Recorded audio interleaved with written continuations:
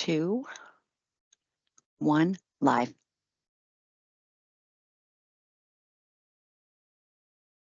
Good afternoon. Recognizing, excuse me, recognizing a quorum of commissioners, I call the October 25th, 2024 meeting of the Cannabis Control Commission to order. This meeting is being held hybrid pursuant to Chapter 22, the Acts of 2022, and is being recorded. Commissioners Camargo, Roy, and myself are participating in today's meeting. All votes taken today will be by roll call. I will generally summarize our agenda today. We will start with and continue with commission discussion and vote, and continue our discussion and review of draft regulations relative to delivery licenses, micro-business licenses, and telehealth certification for qualifying patients. I will ask that commissioners wishing to comment or ask questions during any part of the meeting raise their hand to be recognized. Couple of notes before we start today. As you can imagine, when you're working on several variations of documents, it's important to make sure all new language is being carried over in each version. As we went through our work, we were informed that some regulatory change language had not been updated, so we adjourned on Tuesday to allow our legal team legal department additional time to verify changes, as well as update many of the edits and changes we made on Tuesday. I want to thank them for their time and their support and their hard work over the last couple of days. I do believe this additional time also allows us to have some further discussion with staff about possible changes to consider based on testimony that we received back at our October 7th public hearing. I also wish to note that continuing our work today in no way slows our process to complete promulgation and final publishing by the Secretary of State. That final publication date we targeted was always November 8th, so continuing our discussion today was not going to impact that.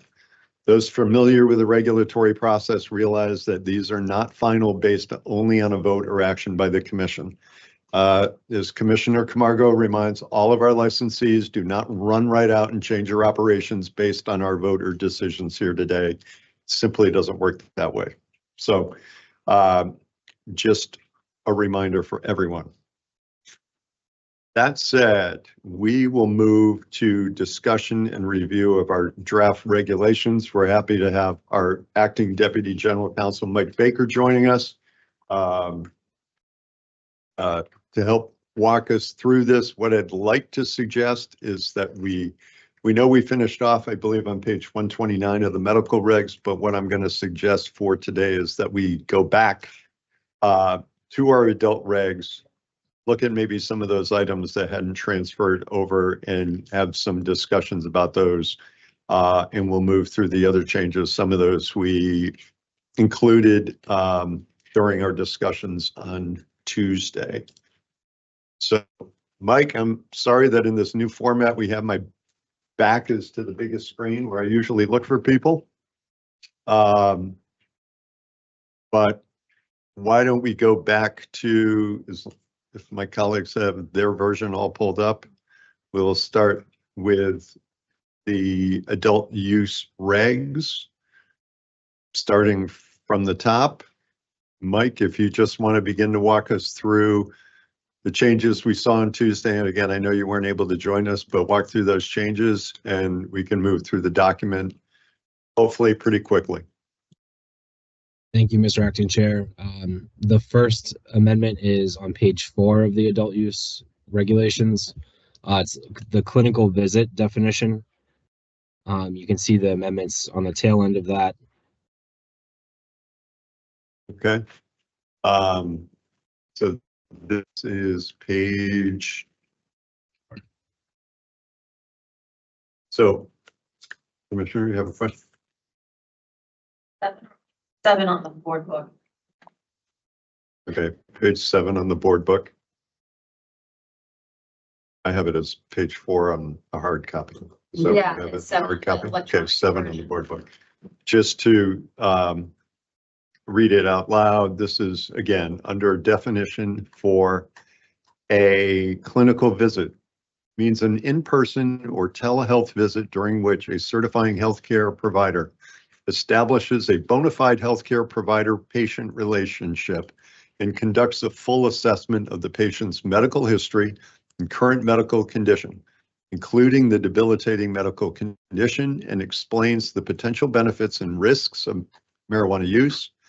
A clinical visit for an initial certificate of registration shall be performed in person, and here's the new language, or upon request of the patient via a telehealth visit that includes a synchronous face-to-face encounter between the certifying healthcare provider and patient. Synchronous telehealth happens in live, real-time settings where the patient interacts with a provider, usually via phone or video. Any questions on that? All right. The next amendment is on page 11. And this is the definition of marijuana delivery operator. Okay. This is page 11 on the hard copy. We'll see it. Under marijuana delivery operator.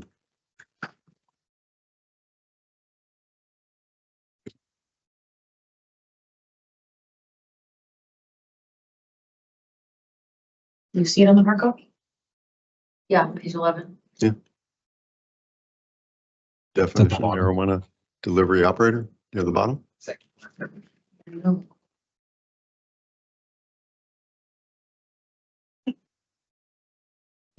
Okay, Hold on. no worries. 9, 10, 11 on the printed copy.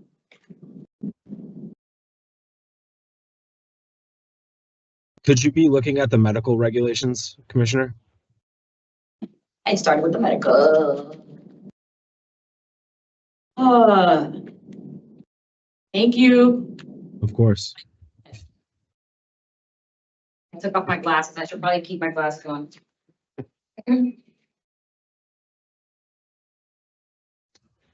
Voila. All right. Okay. So changes, I'll just reread the whole definition. This is marijuana delivery operator or delivery operator.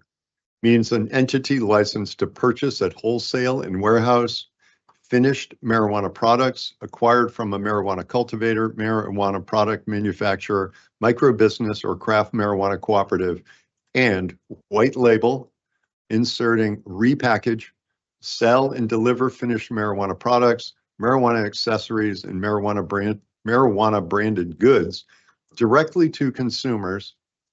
We have taken out the following wording, but is not authorized to repackage marijuana or marijuana products or operate a storefront under this license.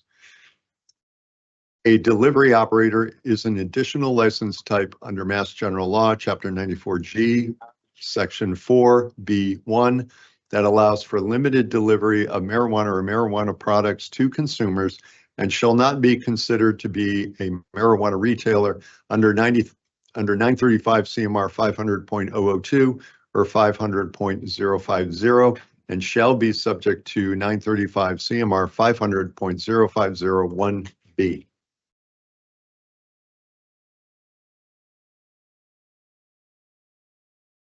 Okay, any questions on that? Seeing none? All right. Let's move on to the next one. The next amendment is the micro business definition. It's on page 13.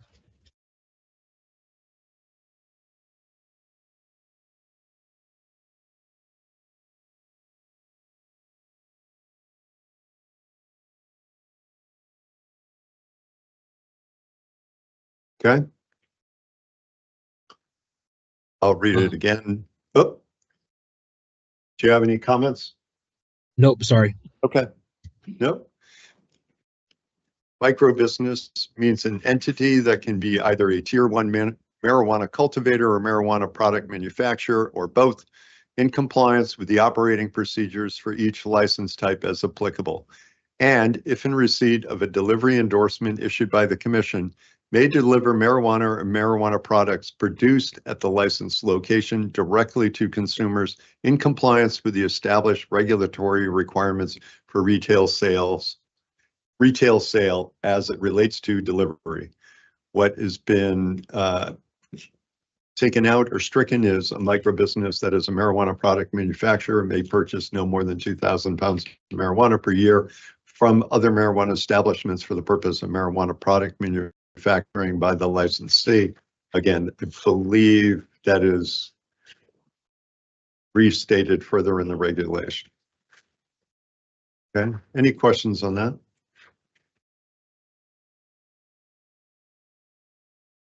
Okay, continue. The next amendment is at the bottom of page 21 under fees. Mhm. It's a very quick one.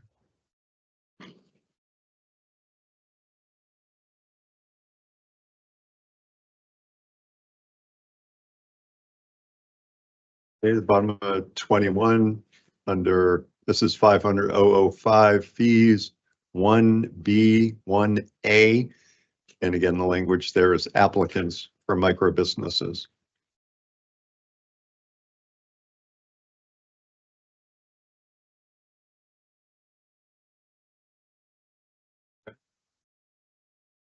Um,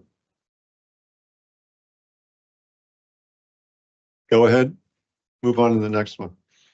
The next one is on the next page under subsection 4. Okay. That changes. A marijuana micro business shall be responsible for the following annual license fees.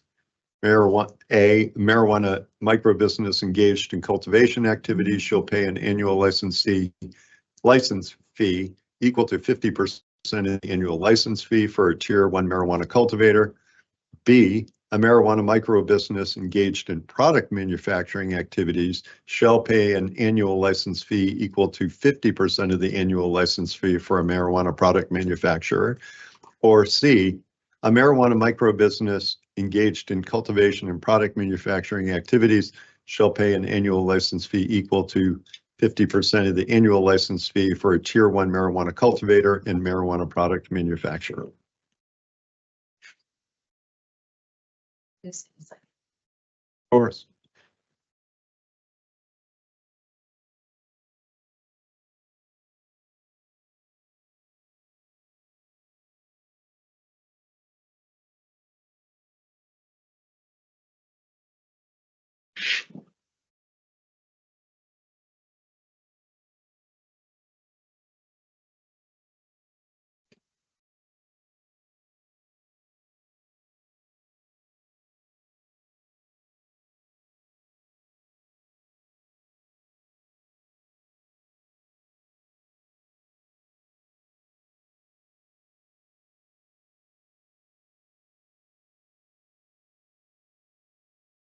Commissioner? So for micro business, marijuana micro business with a delivery endorsement, we stay silent on this here?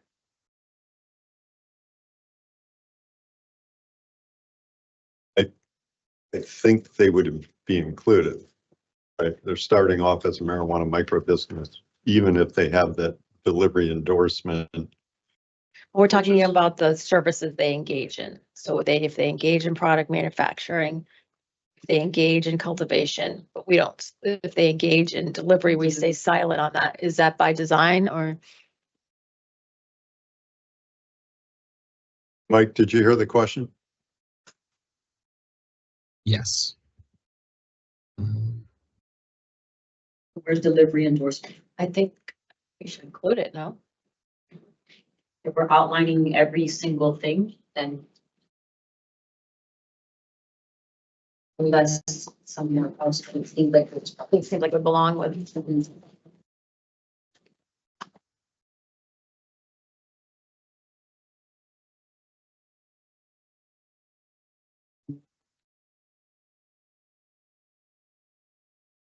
especially if we're trying to make the regs Like flow, flow. yeah.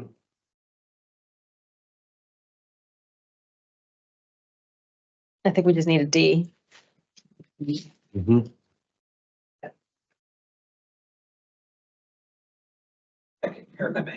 Of course. Of course, McCallum.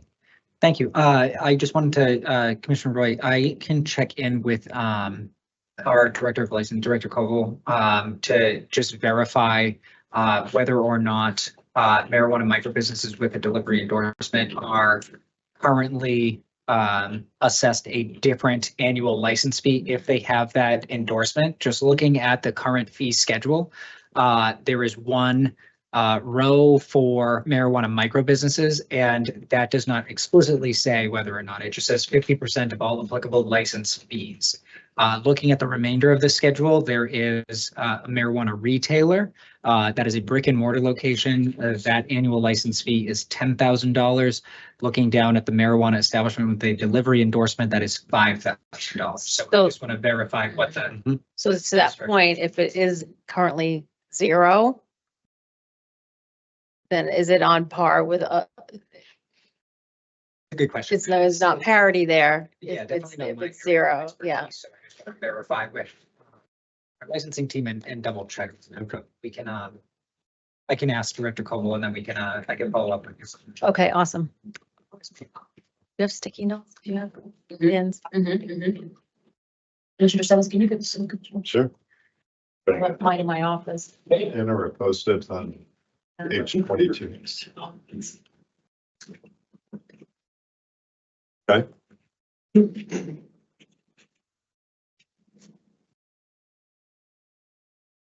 Good.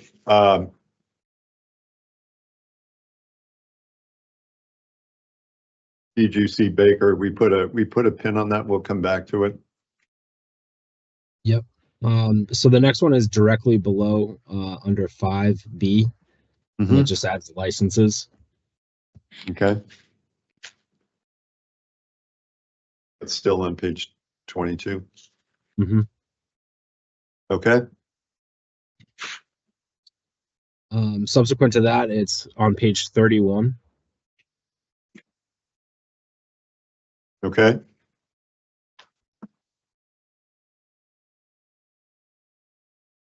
So this is At the top, yep, under 5.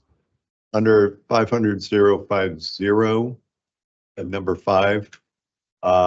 New language here reads licensees and persons or entities direct or indirect control holding licenses that allow them to cultivate marijuana are limited to a maximum canopy of 100,000 square feet distributed across all applicable licenses, inclusive of MTC licenses. What has been stricken is any person or entity having direct or indirect control or licensee shall be limited to a total of 100,000 square feet of canopy distributed across no more than 3 cultivation licenses under 935 CMR 500 and 3 MTC licenses. A craft marijuana cooperative shall be limited to 1 license and a total of 100,000 square feet of canopy. So just, I know we talked about this on Tuesday. I think it's just, this is condensing the language from what it appeared.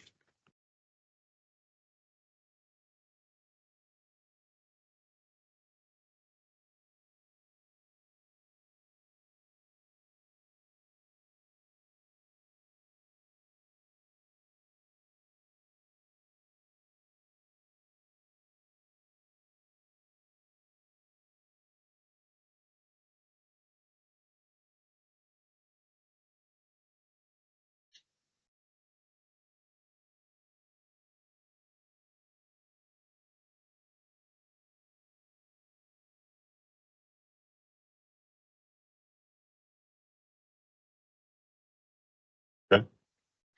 All right. Let's move on. So the next one is under subsection 6, directly below it. So Okay. it's 6C. Okay. 6C reads, no person or entity having direct or indirect control shall be granted or hold more than a total of 3 delivery operator and 3 marijuana courier licenses at any time. And this is obviously the big correction to put delivery operator licenses and marijuana courier licenses on par with our other license types.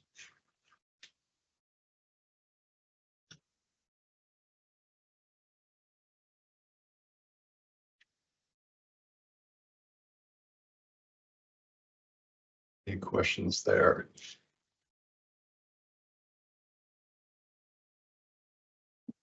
Okay. All right. DGC Baker, I think we're moving down to the number 7. That is correct. Okay. This is all still under 500,050. 7 is limitations on the number and control of microbusiness licenses. A, cultivating microbusiness licensee shall have the microbusiness license count towards the total limit on marijuana cultivation licenses granted or held for any person or entity having direct or indirect control. B, manufacturing microbusiness licenses shall have the microbusiness license count towards the total limit on marijuana product manufacturing licenses granted or held for any person or entity having direct or indirect control.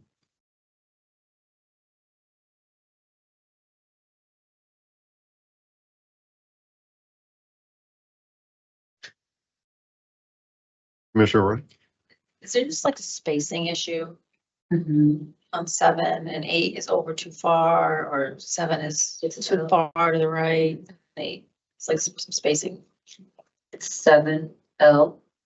Mr. Acting Chair, I can fix Of the course. formatting after this, and I'll make a note of it for this specific instance. Yeah, if you look up further up the page at 4 and 5. Pick one. Well, no, because 6 starts off with an A, a B, a C, a D. So they're all over a little bit. That's why it might look different. This 7 seems too far to the right and the 8 seems too far. It's not Oh, okay. in line. Yeah, okay. All right, I see. I make it look pretty at the end of the. Limit. I'll This do my is why best. this is why the motion says allow staff to make any ministerial, Yeah, that's non-ministerial or formatting changes. Okay. Continue.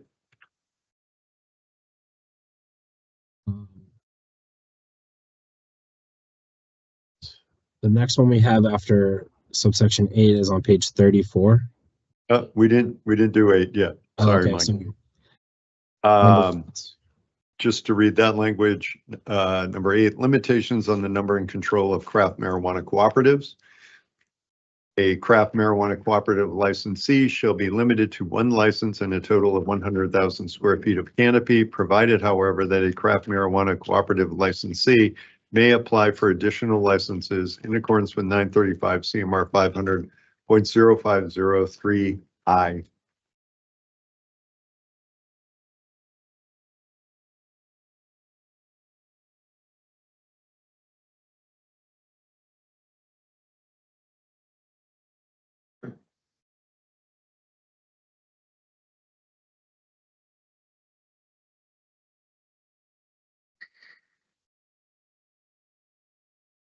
that reconcile.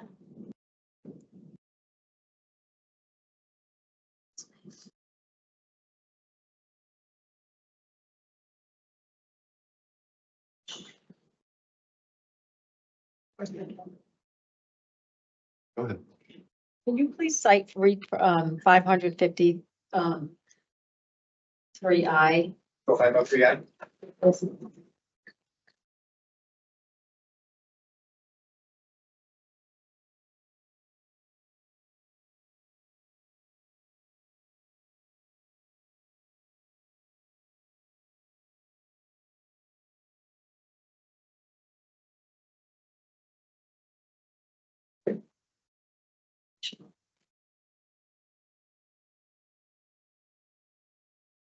I have the language here if you want me to read it.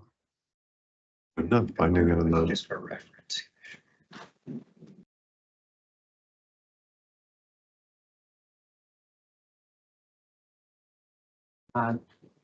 Mr. Chair. Sure. So Commissioner Roy, the reference to 935 CMR 500.050 sub 3 sub I is referring to the additional licenses or license types that members of, or the craft marijuana co-op license may also apply for. So looking at that section of the regulations, it states that members of a cooperative may not be a person or entity having direct or indirect control in any other marijuana establishment. Such restriction may not be construed to prohibit a craft marijuana cooperative for applying for a marijuana retailer, marijuana existing licensee transporter, marijuana research, or social consumption establishment license. So what this caveat, I will say, or this proviso in the amended language is intended to do is to just clarify that marijuana cooperative licensees are not limited in entirely from applying for other marijuana license types, such as those ones that are explicitly carved out in that subsection I there. Go ahead, Commissioner. So if I understand you correctly, they can have ownership and control of those or they can, like, I just want to understand clearly, they can or cannot have ownership and control of social consumption, research, they can? So my understanding is the individual members of the cooperative, because the marijuana cooperative is one license, Right. but it is comprised of multiple people that are all involved in Part of the the same entity, exactly. So that cooperative as a licensee can also apply for a marijuana retailer license or a research license, social consumption license, or existing licensee transporter license. So they're not just limited to the cooperative license type. They can also apply for those other ones. And I would definitely, Acting Deputy General Counsel Baker, if you have any other thoughts to add on that too, I definitely welcome that for your input as well. That's also my understanding. You read the ownership and control part again, though, in that, please? Yeah, of course. So it starts off with members of a cooperative may not be a person or entity having direct or indirect control in any other marijuana establishment. And I believe too, just as additional context, that is a restriction on existing license holders becoming involved in a cooperative. And if you are not an existing license holder, and you enter into a marijuana co-op license with other members of that co-op, then that collective or that group can then apply for these other license types. But so it stops you from applying if you already have an existing interest, but if you have an interest in that cooperative, you still have that opportunity. So it's a one-way door, kind of. Could you finish, like? Read the entire, in its Yeah, entirety? yeah, Of course. I'll start over just so that we have the full context. Members of a cooperative may not be a person or entity having direct or indirect control in any other marijuana establishment. Such restriction may not be construed to prohibit a craft marijuana cooperative for applying for a marijuana retailer, marijuana existing licensee transporter, marijuana research, or social consumption establishment license.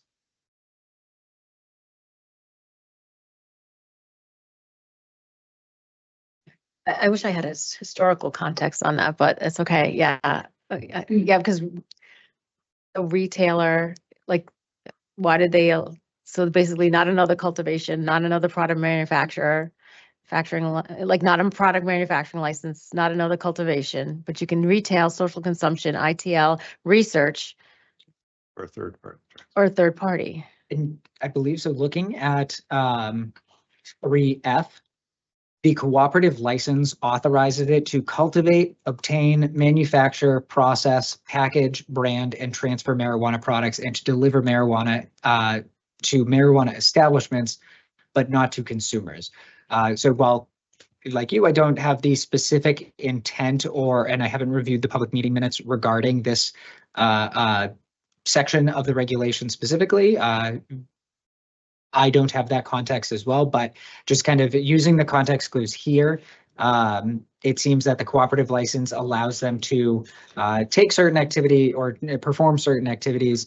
And the intent may have been to allow them to, open up a retail store as well, or engage in research or potentially a social consumption establishment. I'm thinking kind of like a tasting room attached to a winery. Maybe that was the consideration that they had here. But I think because they're already allowed to cultivate and engage in processing activities, that perhaps those license types weren't deemed necessary at the time. However, that's really just kind of analyzing the language as it sits right now without going back and kind of listening to the conversation of the commissioners at the time or reviewing any of the public meeting materials.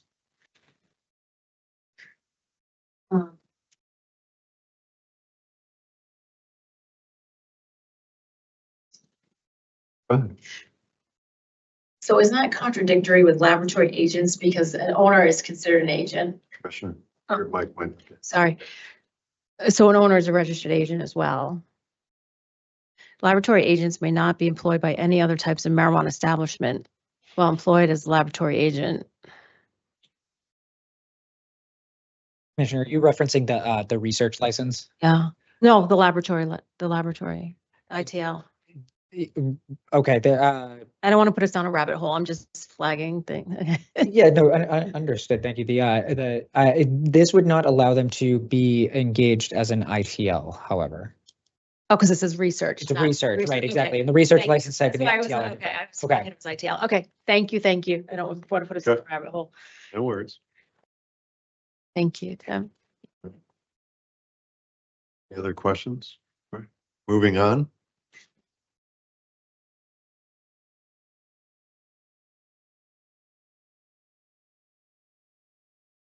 Mike, go ahead. You're on mute. Thank you. The next amendment is at the bottom of page 34, in 500-050 subsection 5 under marijuana micro businesses. Business. Okay.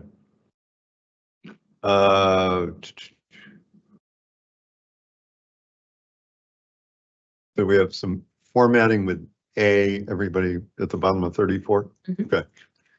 Marijuana micro business. I can just read it. A micro business is an entity that can be either a tier 1 marijuana cultivator or marijuana product manufacturer or both. And if in receipt of a delivery endorsement issued by the commission, may deliver marijuana or marijuana products produced at the licensed location directly to consumers in compliance with established regulatory requirements for retail sale as it relates to delivery. B, a micro business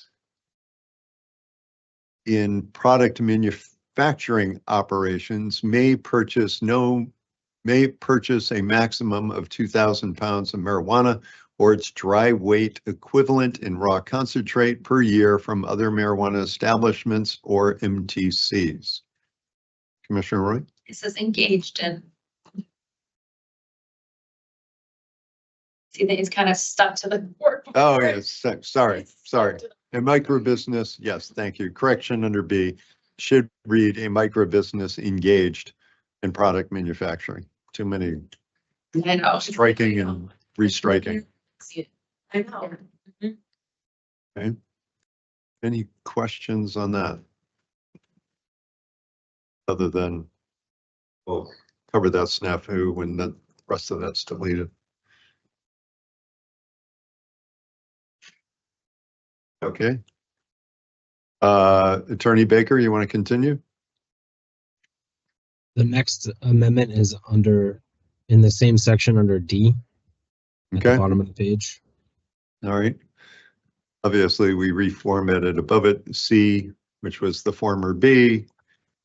We're now creating D, which is the former E. D reads, a person or entity having direct control or a person or entity having indirect control in an existing marijuana establishment or MTC license that is not a social equity program participant or economic empowerment priority applicant shall not be eligible to apply for a marijuana micro business license.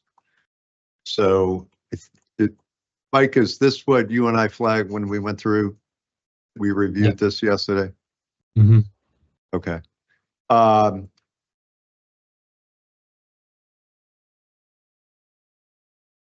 So I've been struggling with this language, and I'll tell you why. Obviously, I think we had talked and we have been talking about preventing essentially a backdoor for somebody to get through the micro business license, potentially with the goal of seeking a social consumption license. The language here is saying that a person or entity who has direct control in another marijuana establishment or MTC license that is not social equity or economic empowerment shall not be eligible to apply for a marijuana micro business license.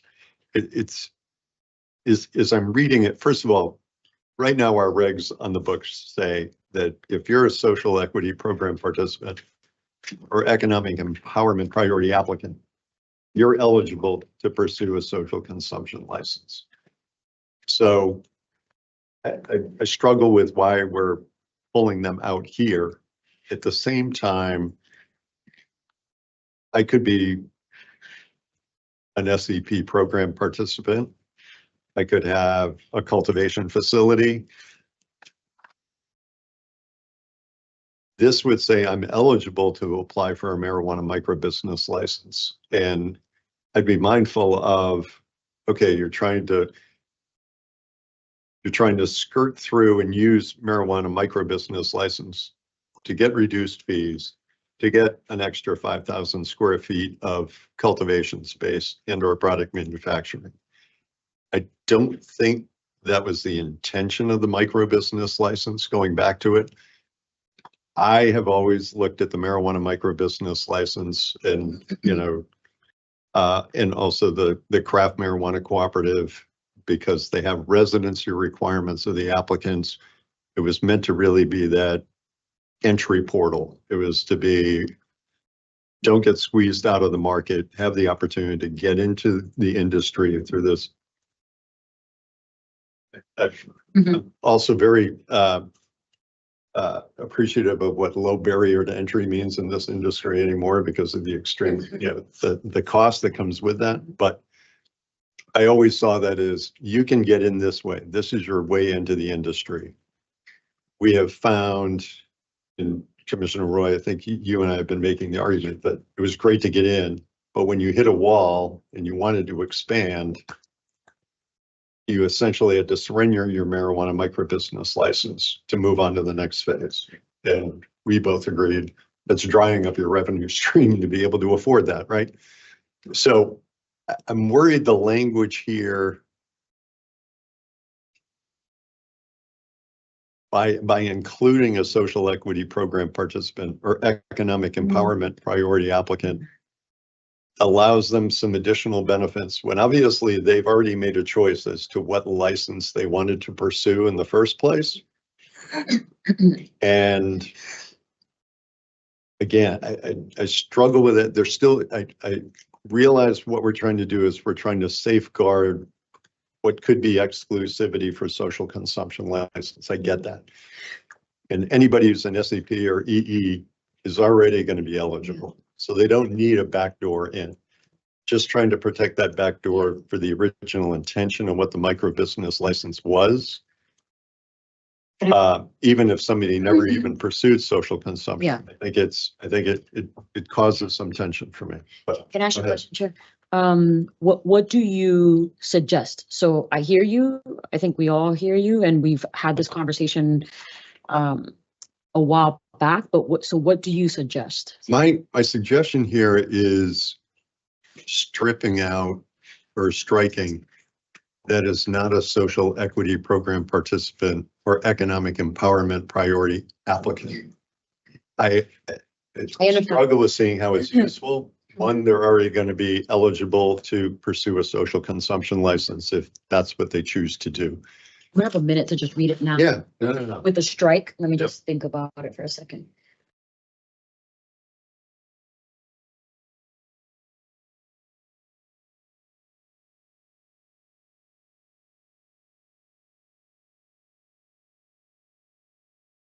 see. Ish.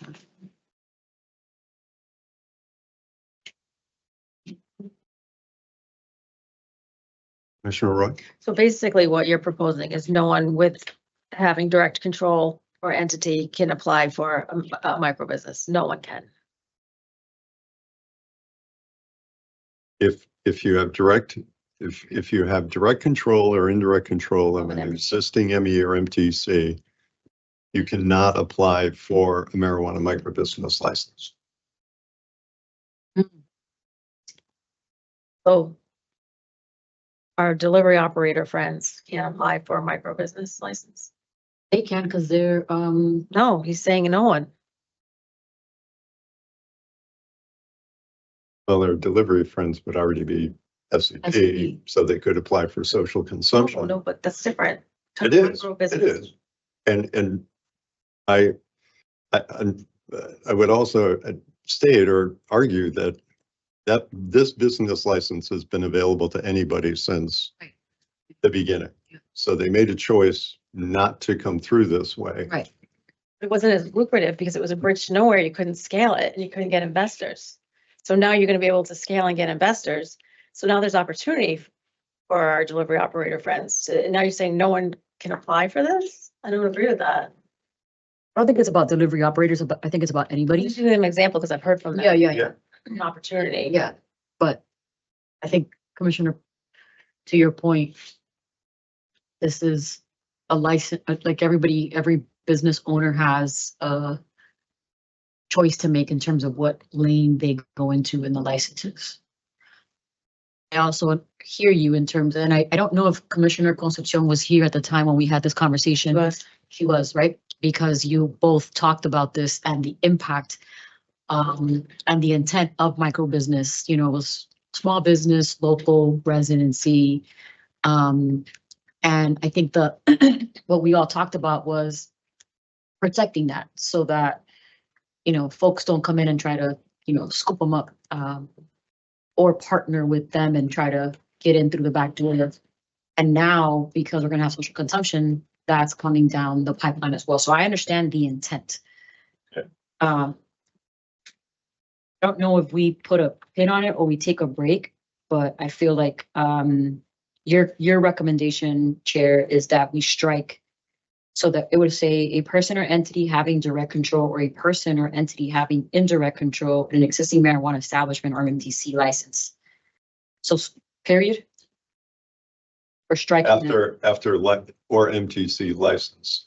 Essentially, period. my suggestion is striking the rest of that until you hit shall not be eligible to apply for a marijuana microbusiness license. And then Commissioner Roy, what you're saying is that if we strike that, so overly prescriptive, they can't even invest, they can't even say they wanted to partner with Gibby's Garden. And they can't do it. And Yeah. Yeah. and that's okay. I'm not staking. Yeah, We had this conversation yeah, because I think remember. originally we were looking down the line to what social consumption might look like. It didn't, Yeah. in all fairness, didn't want to have a big player kind of backdoor their way Yeah. through to get to. I think that's the- consumption I think that's the intent. Mm-hmm. So I think that's the intent, and Yeah. I appreciate the conversation Yeah. to think this through. Yeah. And, again, we're certainly in a different place than our predecessors were when we were rolling out these initial Mhm. license types. And- Yeah. Go ahead. No, I was just gonna say, I mean, I know you two worked on micro business and with our internal team as well, so I'm hearing almost two different things. So Commissioner Roy, can you kind of elaborate a little Sure. bit of the concern? So the current micro business, the reason we address this is because it's a bridge to nowhere for folks where they can't scale. They have to Yeah. either destroy their yeah, plants, yeah. wind down. Nobody Yeah. can't do that. Yeah. And so folks have literally gone out of business because they can't get investors. Yeah, I get that. Right, and they can't scale. Yeah. So the rationale behind doing this is so they can get partnerships with people already in the industry Mhm. or investors. Mhm. And now we're saying anybody with any controlling interest, you can't invest in you can't be part of this micro business, you can't partner, or you can't open one. And we have folks that were in this room the other day Mhm. who, folks have told me this is an opportunity here, and now we're saying, it's shocking to me. We were saying that you cannot partner in a micro business and have some ownership or control, or apply for a micro business license. I think of Peyton Schuberg who's a retail out in Springfield. I think of the folks that were here the other day, and now we're saying you can't do that. Isn't that overly prescriptive? Isn't that like undoing what we're trying to fix? I So, almost think it's two separate issues.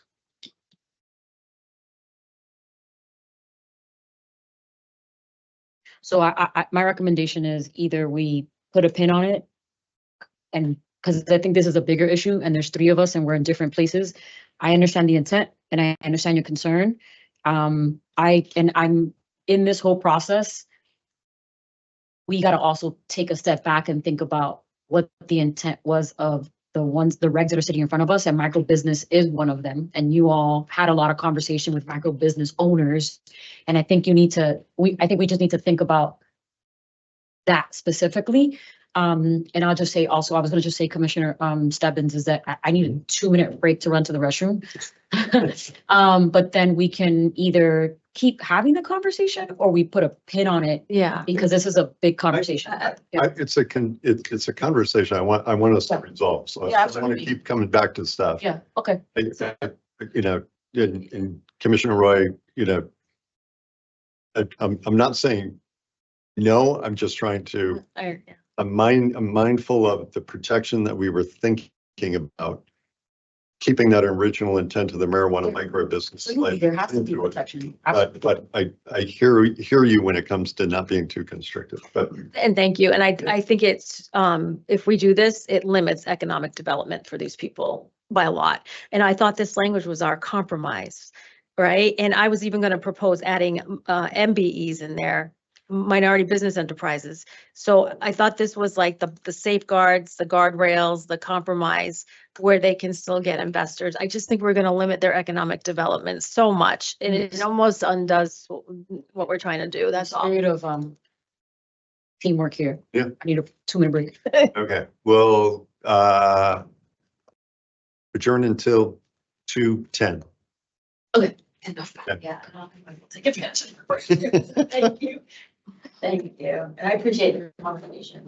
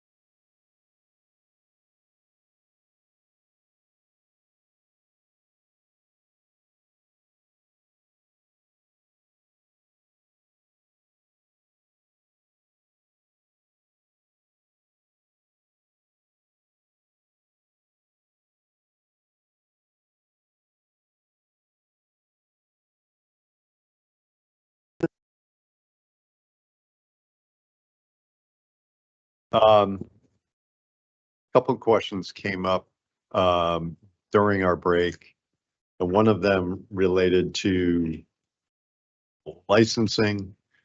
And a question I think I originally had way back was if I am an SCP or an EE and I currently have one of these other licenses, what's the incentive for me to then pursue a micro business license?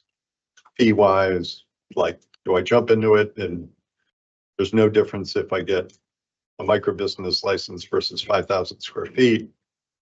You know, obviously with micro business, you can combine two activities. So you probably save a little bit on the license fee between getting direct product manufacturing and direct cultivation.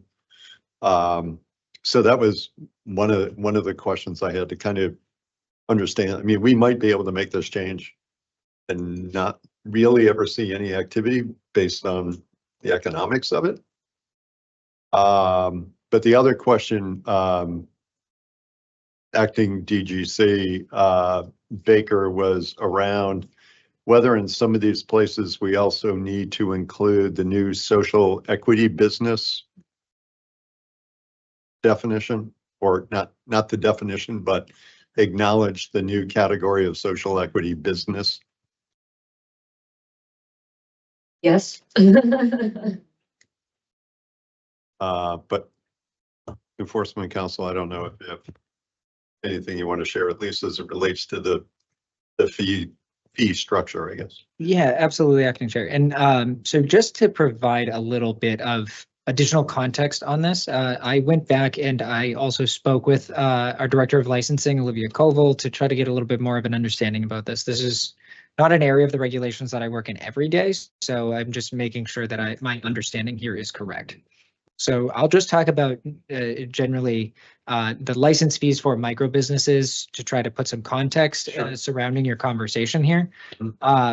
So micro businesses, according to the fee schedule, are their annual license fees are 50% of all applicable license fees. Now, marijuana micro businesses do not need to be SEP or EEA. Or social equity businesses, but there is a residency requirement that is related to micro businesses. So the benefit, that is really a benefit for general applicants. So a general applicant that applied for a marijuana micro business license would have access to a tier 1 cultivator license and a product manufacturing license at 50% of whatever that annual license fee would be. So using marijuana product manufacturing, that annual license fee is $10,000. If you just had if you were a general applicant with that license and held that license type, your annual fee would be $10,000. If you're a general applicant marijuana micro business and you were engaged in product manufacturing, your annual fee would be $5,000. Now, if you were an SEP, EEA, or DBE business, and you apply and you are a marijuana micro business, I'm going to use the same example of marijuana product manufacturing just because it's a number, it's easy. So if I was a SEP, EEA, or DBE marijuana micro business engaged in marijuana product manufacturing, you would have that 50% reduction on the $10,000 that's associated with the micro business fee. And then you would have an additional 50% reduction on that $5,000. So in total, your fee would be $2,500 for that product manufacturing, which would represent a 75% reduction in the overall. So you still get, essentially, that benefit will stack on top of the micro business benefit. So if that makes sense and offers a little bit of clarity for the board as we're looking at this, or as the board is considering this additional restriction or this allowance in the new language here, that's kind of how those fees all end up shaking out. So it is an additional benefit if you are SEPEA and a micro business. You get both of those benefits. And DBE. Correct. Yes, and DBE. Okay. I will say there were only certain certifications that we do have in our regulations, just to clarify on that. I believe the SDO has additional certifications. we only list minority business enterprises, women business enterprises, and veteran business enterprises in this section currently.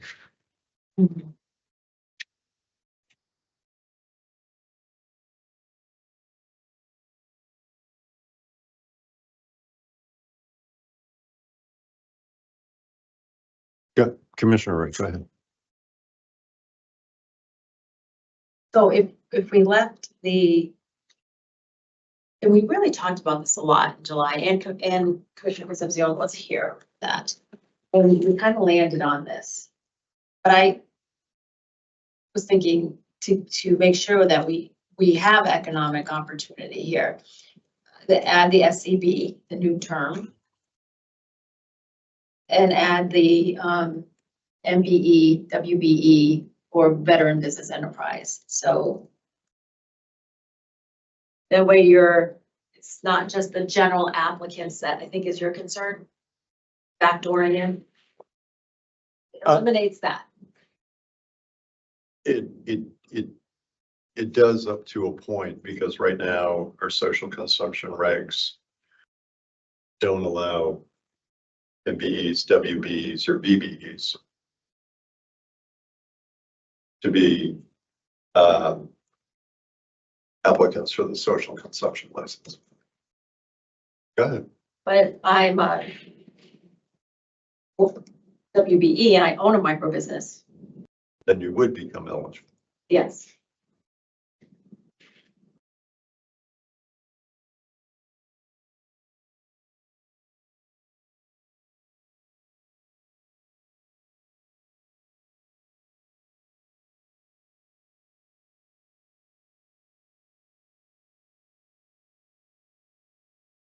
Go ahead. Okay. Yeah, I'm like thinking out loud and processing. Okay. Couple of things. So you have the social business enterprises that are getting pre-certified and we have another new layer, which is the social equity trust fund. And might give folks more opportunity in these pools to become partners in micro businesses, to where maybe they couldn't own full, but maybe they could have 10%. And if we eliminate that, we're eliminating opportunities for people if we're overly prescriptive. I'm trying to be inclusive of who we're trying to help, and without enclosing the, as you say, the back door for the general applicant, closing that, but still providing opportunities for the populations we're trying to help. I mean, first of all, this has been all good discussion. This is why we have it. I know, This is we have to do it in why public. we have to do it in public. I'm hearing your arguments. I'm more comfortable with the language that we have here Okay. for social equity program participants, economic empowerment priority applicants. I would ask if until we roll off social consumption, we set MBEs, WBs, And revisit it. aside and revisit it. Because right now that would even cause some tension with all of that. I wish we could be obviously talking about all of these at the same time, but appreciate all your comments, appreciate the economic opportunity, and I'm more comfortable with the language where we are for right now, but when we get to social consumption, this will be a pin to come back to. Should we add as social business enterprise? Social equity business, right? Or, I mean, yeah, social equity business. Acting Deputy General Counsel, your thoughts on adding social equity business here? I think that would be appropriate. It's more inclusive. Okay.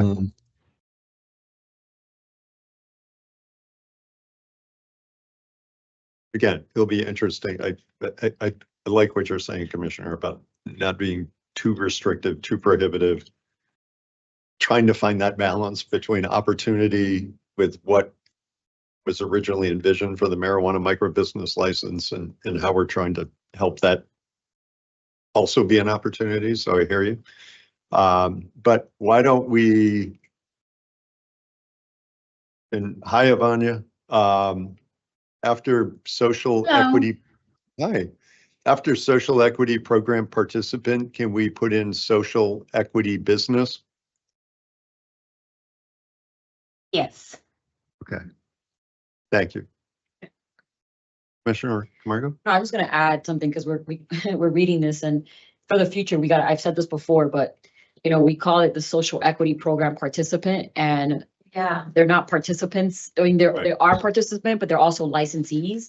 It's just, I've said it before, it sounds so junior, it sounds so entry level. But the EAs, you brought up the Right. the EEA a Yeah, lot. you know, and the same thing for economic empowerment, priority applicant, it's kind of like, you know, they're licensees too, so, and I get it, but at some point we gotta address that Yeah. language, it just doesn't feel good. Not a true descriptor. No, it doesn't feel good. Yeah.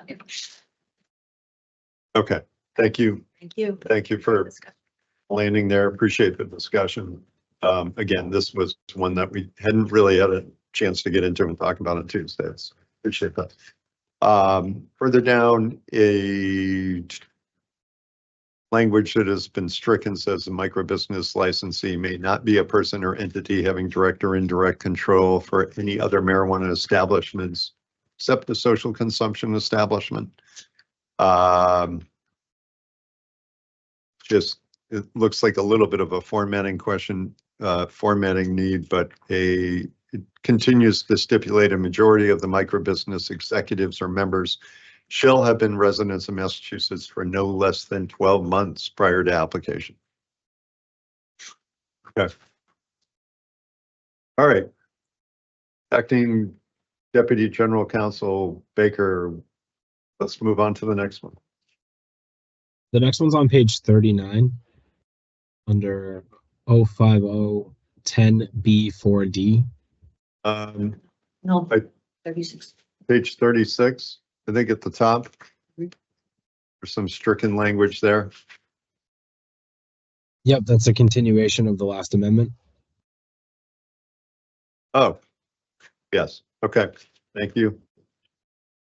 Just stricken language that says application fees and license fees for microbusiness licenses shall be set at 50%, and we already covered that someplace else.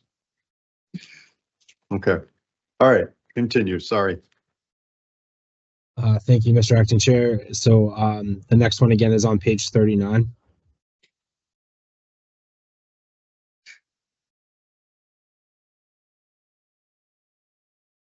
I just so Ivania keeps up there, under marijuana courier on page 38. This is, I think we already caught it before. It's just a period after transportation license under A. Sorry, the big change. Got it. Thank you. All right. Okay, go ahead, Acting Deputy General Counsel. Okay. Just gonna call him DGC. Right. We're on Attorney page 39. Sorry. Yeah, so this is 05010B4D under marijuana courier. No person or entity with direct or indirect control shall possess or be granted more than 3 marijuana courier licenses.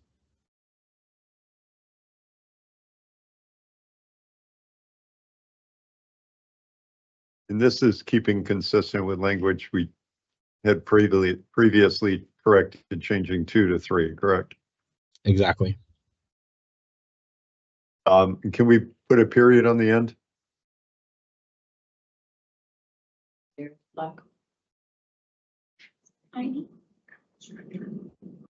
After the strike through. See it? They see it now. Okay, never mind. It's a little black dot. Okay. All right. DGC Baker, where are we going next? We're just underneath that under subsection 11A under marijuana delivery operator. Okay. I can do this, just, whoops. You can do it. Oh, I made it too small. What happened? This is still under 500.050, 11 marijuana delivery operator. A, Delivery operator may wholesale and warehouse finished marijuana and finished marijuana products acquired from a marijuana establishment, except an independent testing lab, and deliver, sell, white label, repackage, or otherwise transfer marijuana or marijuana products to consumers. The following language is stricken: wholesale and warehouse finished marijuana products acquired from a marijuana cultivator, marijuana product manufacturing, micro business, or craft marijuana cooperative, and sell and deliver directly to consumers is stricken. A delivery operator may be an owner of or have a controlling interest in a cultivation, product manufacturing, social consumption establishment, research, transportation, or retail license subject to the limitations stated in 935 CMR 500.05011E. That language was already there. It looks like we reformat B. We have C, which is the old B, which says a delivery operator license does not authorize the licensee to operate a retail storefront.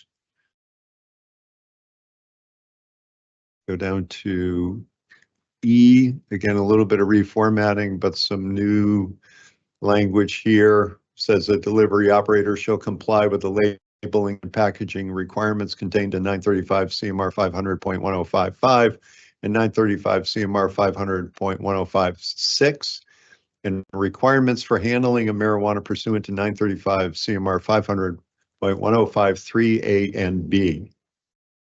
Right below that, we have a new F, which is the old D.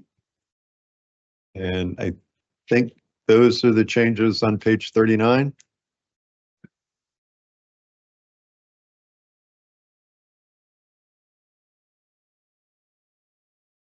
Are we moving on? DGC? Yes. Okay. The next one is on the top of page 41.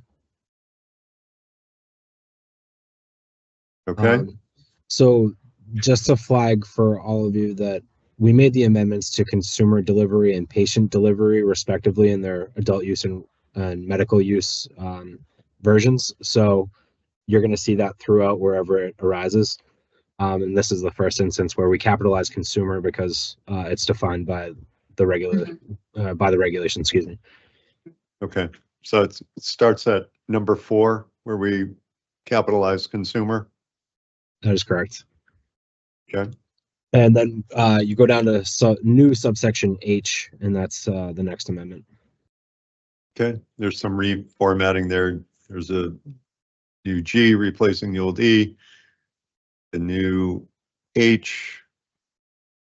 That language now reads: no person or entity having direct or indirect control in a delivery operator license shall obtain or be granted more than a total of 3 delivery operator licenses.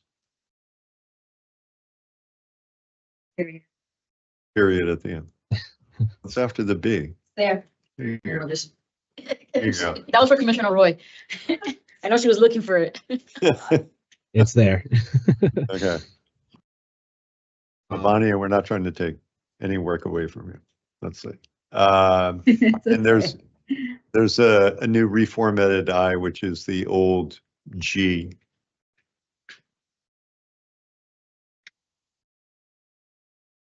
Okay. Any questions? We'll move on. Where do we go next, Deputy So- General Counsel? We're going to move down to page 62.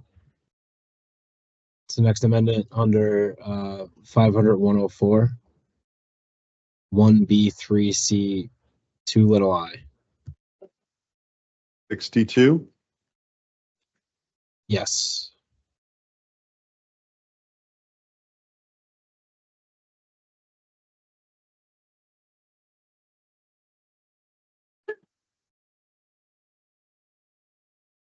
Okay, so I think this is under 3 priority applicants, change in ownership and control. We're looking at Roman numeret 2.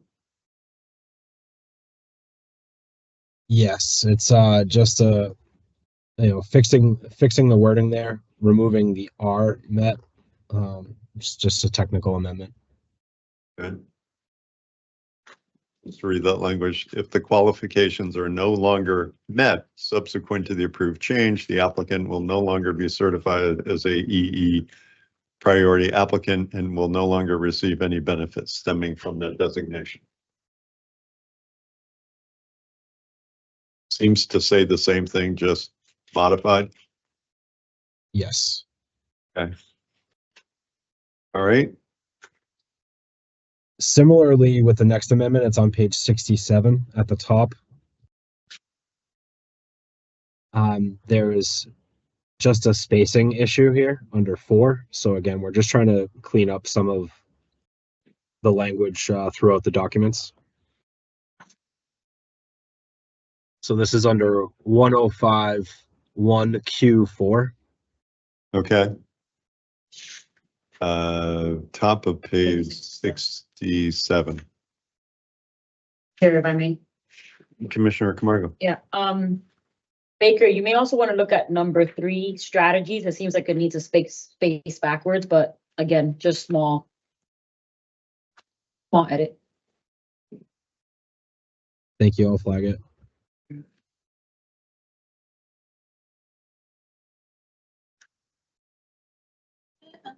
It's not in red. It's not in red. It's page 67 up top. Under number 4.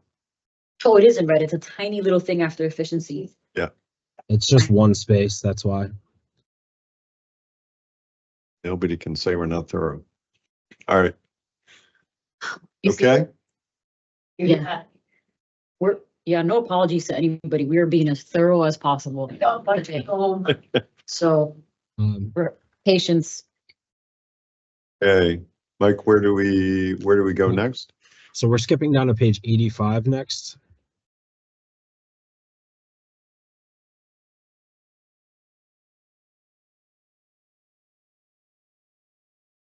No, this is a big one.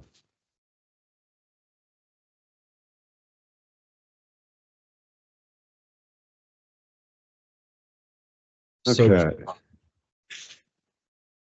Go so ahead. just to kind of tee up this next one, we have made amendments to consumer deliveries through the marijuana delivery operator and courier.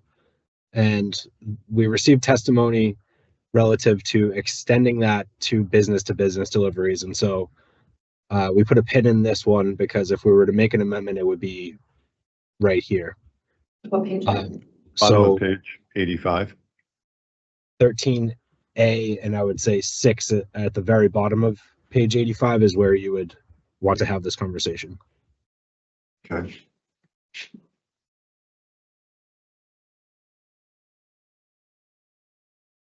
And I think, okay, that's within this section, right? 13. Yes, exactly. Oh. And again, 6 right there is really speaking to what would need to be amended in order for you to enact any change there. Okay. Good. Commissioner Roy. I just want to say for the record, I'm fully supportive of us, including B2B. I just want to say that. I hope we're able to do it. Yeah, for me, we have enforcement counsel and Chief of State, you're welcome to come up and join us if you want. Okay. This kind of fits, and I do want to have the conversation because one thing that we did not get to on Tuesday when we talked about delivery courier and delivery operator was considering setting or continuing to keep us in draft regs, essentially the dollar amount limit. Like orders, you're transporting orders that value less than $5,000. Our proposed language is that's fine, and it allows one agent in the car. Anything above $5,000 requires 2 agents in the car. And I think we may need to go and visit that language where we want to put it in before we come back and think of it in this section. So then I suggest we just do that, and let's jump down to where we wanted to include that language in delivery courier, because I agree, well, I'm thinking I'm agreeing with Commissioner Roy that we might be within scope, we should be within scope here, that we're trying to make regulatory language consistent when it comes to transportation and delivery. So, acting DGC, can you take us down to delivery courier, delivery operator, where we talk about that draft language for the dollar amount? Yes, just give me 1 second. I'll have to Sure. comb through the notes.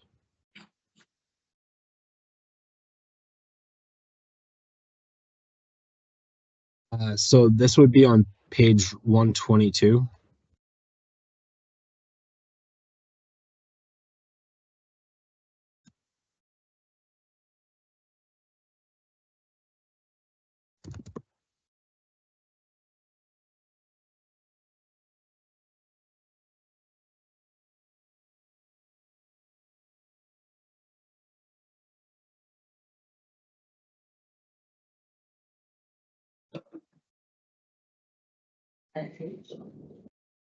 Okay, I'm on page 122. Let's see. The electronic is different. Oh, here it is. Okay, so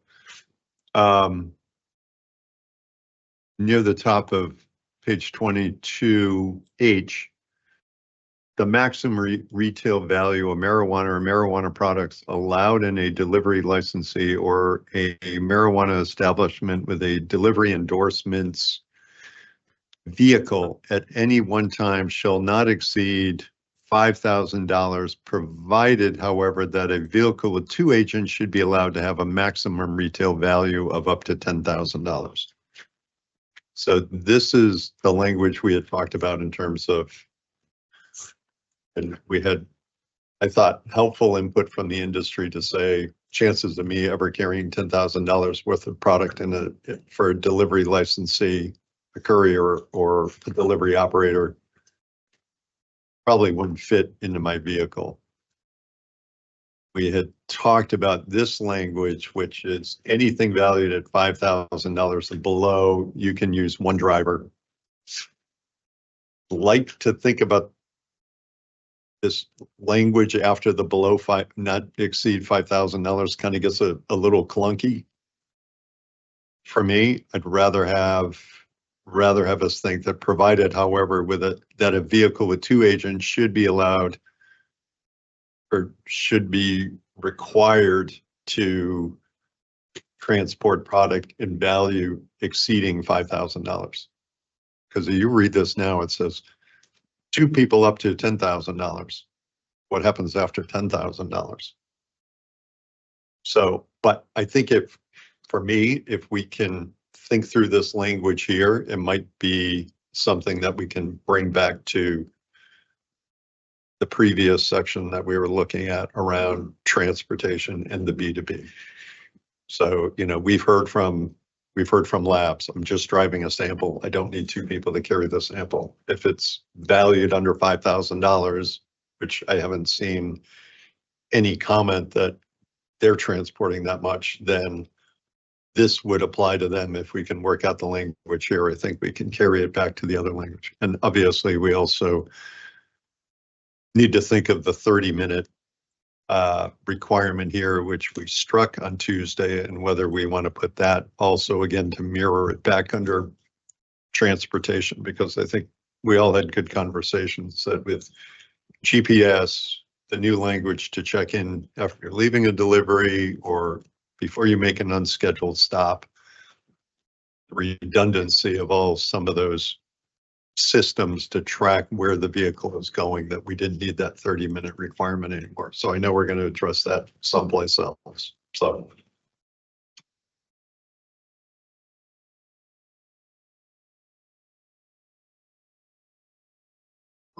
Commissioner Stephens, we need a. Adjournment to recess. Okay. How much time do you need? For the production issue. 10 minutes. Okay. We'll be back in recess for 10 minutes.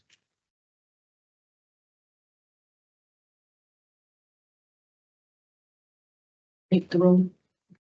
And go meeting.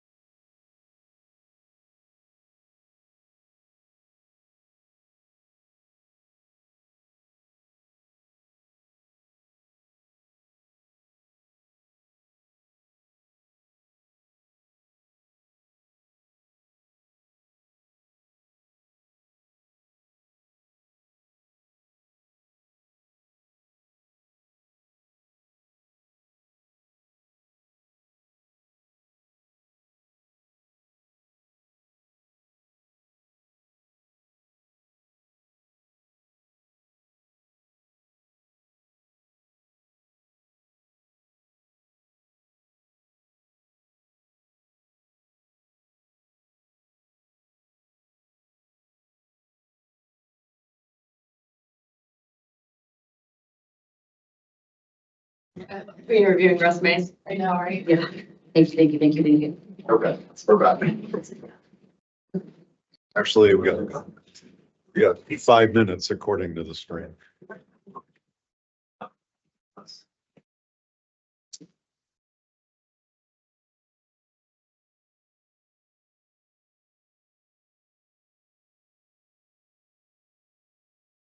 It's the same and Grace from me an email, a red flag.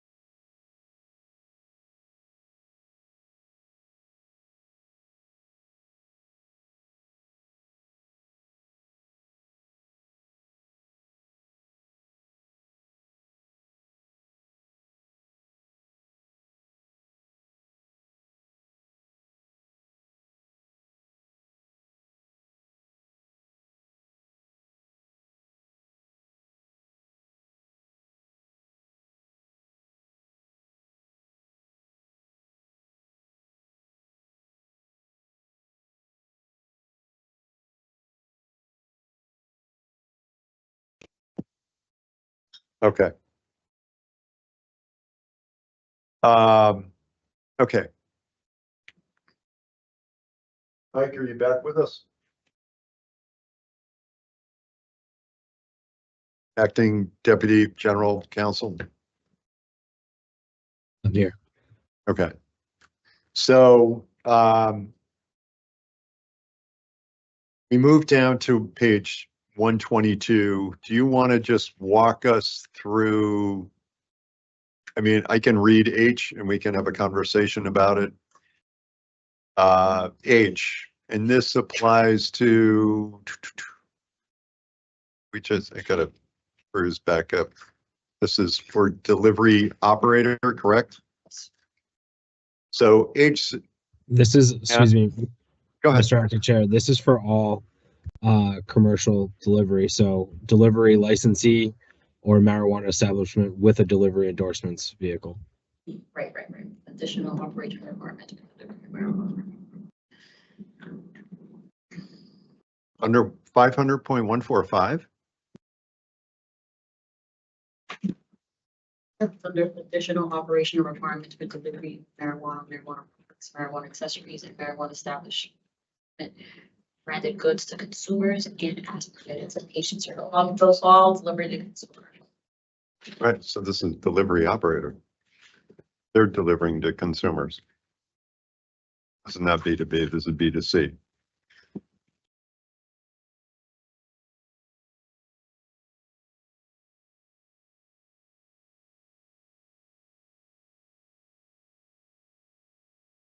So under H, find my way back down.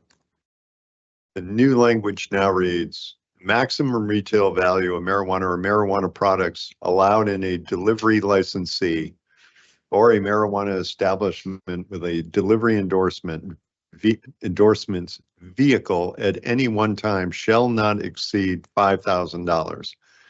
Provided, however, that a vehicle with two agents shall be allowed to have the maximum retail value of up to $10,000.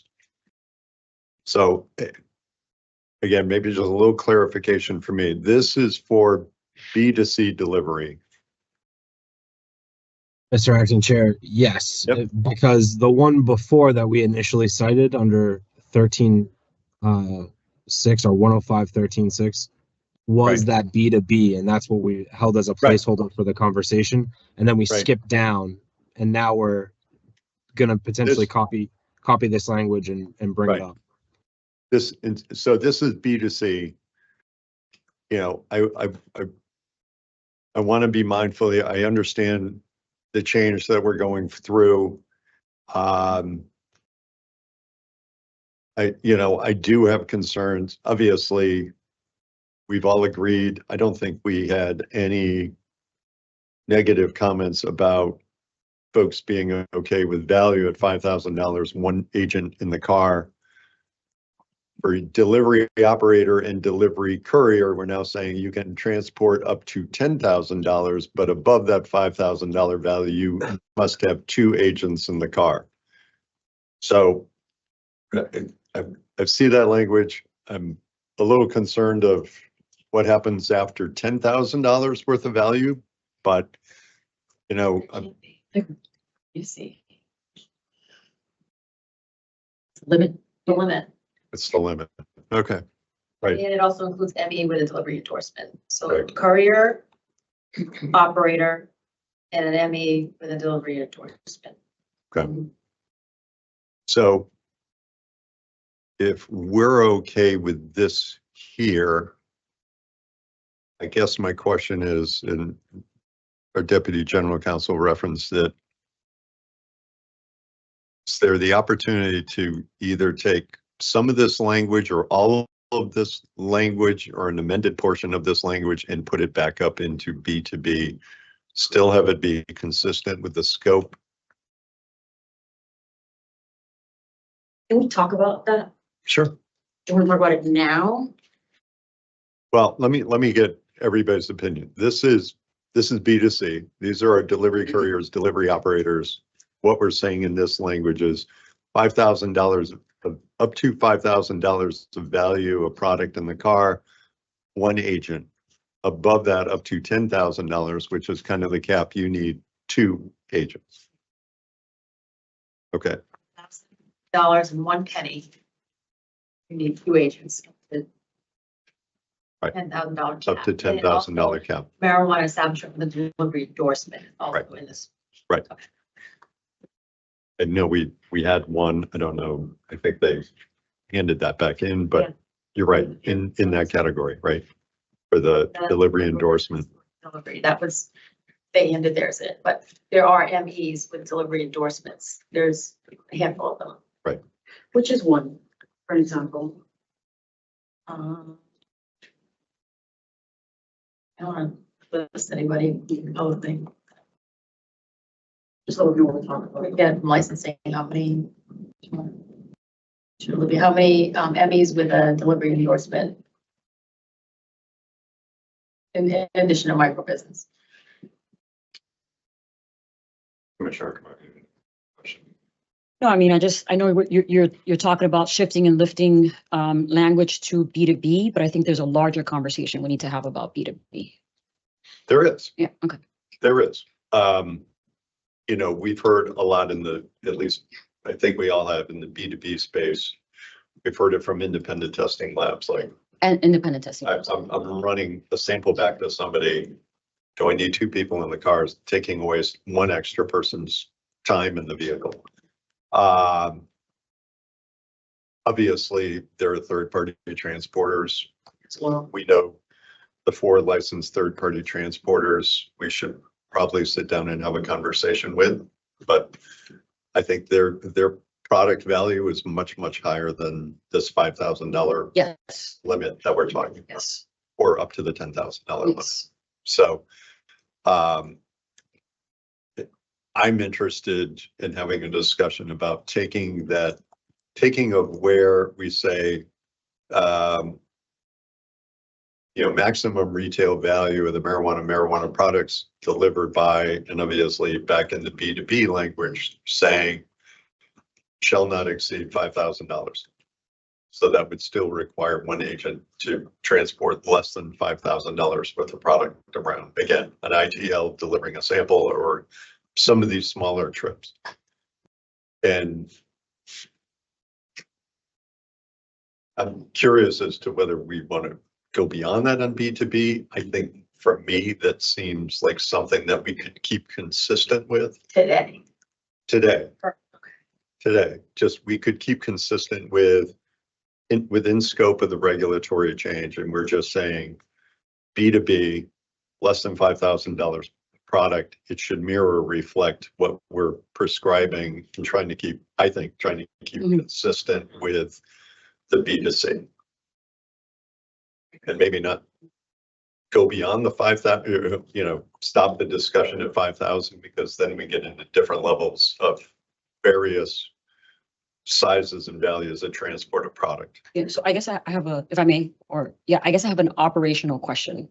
Is how do we want to have the conversation? Because we're either we keep going page by page and then we tackle it, but I think that there's 3 license types that we're talking about: third party transporters. We're talking about testing labs, and then obviously we've made it through almost delivery and couriers. Mhm. But I feel like they're 3 different things. So I just want to make sure that we're giving the other 2 third-party transporters and testing labs separate conversation and separate focus.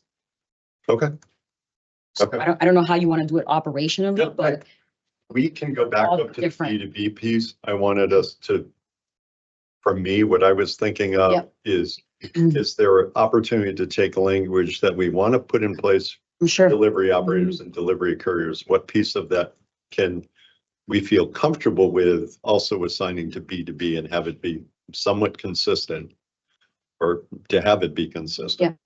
No, And so that's why I wanted to come down to this language first. Now we can go back up and look at it and see if it makes sense. yeah, so I'll just say, I feel uncomfortable right now with the third-party transporter conversation, and the testing lab, I feel comfortable. So I want to just make sure, I know what you're trying to do is sort of taking language and kind of putting it back, but I would even caution us about that until we sort of talk about third-party transporters and the license, the testing stuff separately.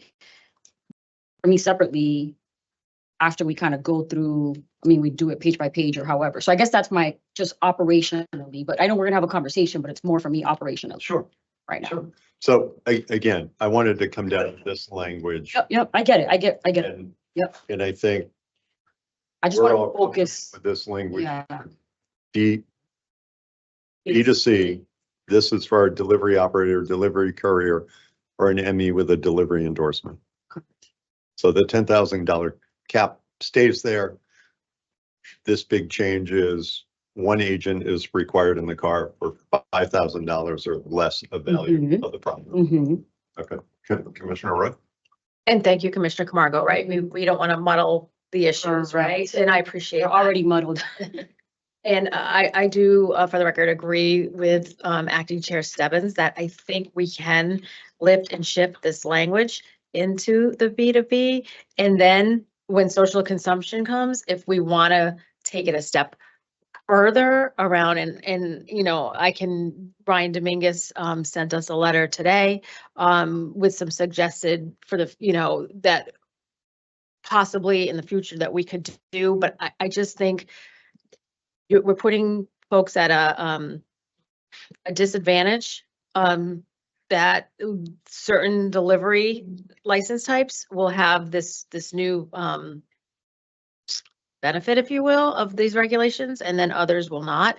And especially the ITLs who carry limited amounts. Absolutely. So Yeah. I think we can do that and then maybe have a listening session with the third party transporters and decide if we want to take it a step further. But this is like a good first step. No, I get it. I just, my question of operationally is how do y'all want to do this? Because if you want to have a conversation after this about the B2B third party transporters and the labs, I'm okay with that. Yeah. I just want to, because I do have some comments for those two licenses. Yeah.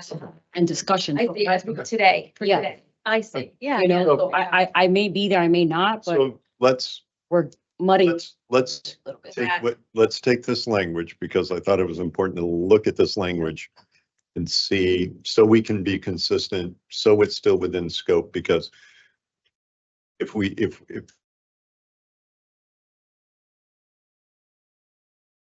a little bit of a gap, but Yeah, I let's guess I'm go just- back up to Yeah. B2B and talk it through in B2B. Back to page 86. So I would respectfully ask that we go through 122. I mean, go through this first because the actual intent of this regulatory round was delivery operators, telehealth, nurses, and micro businesses, Okay. not anything else. So I feel like we should have that conversation first and then come back to Okay. what has sort of come So- in new, Sure. in all fairness to the No, regulatory. no. That's fair. So we're under 500-145. Again, this is additional operational requirements for delivery of marijuana, marijuana products, marijuana accessories, and marijuana establishment branded goods to consumers and as permitted to patients or caregivers. And did it again. Sorry. So we go through this, and Commissioner Camargo, to your point, is on page 122, right, is the new language.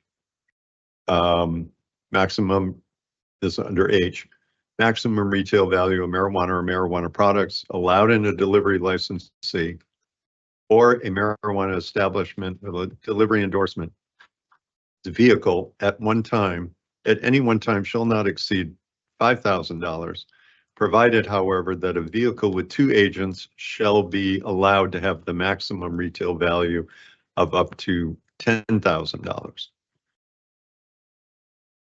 So I guess, now reading it through for the third time, do we all understand, or is it all clear to us? And would it be clear to a current licensee or a future licensee that this means I only need one person in the car or $5,000 in value. Okay. Commissioner Roy, So that keeps the language as we. keep the language as is. I just wanted to be mindful of, this is what we mean when we're saying one driver, $5,000 in value or below. Does it cover the 5,000 and a penny, Commissioner Roy, that you mentioned? I know, it does, and you need two. Yeah. You need 2 agents.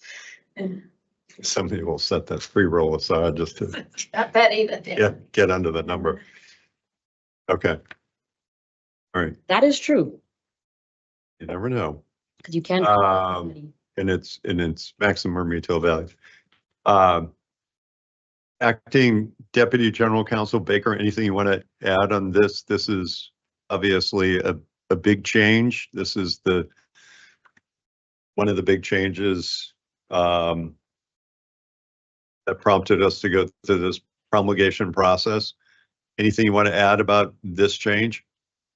No, I just want to clarify. So we're good with the language as is, just for our copy here.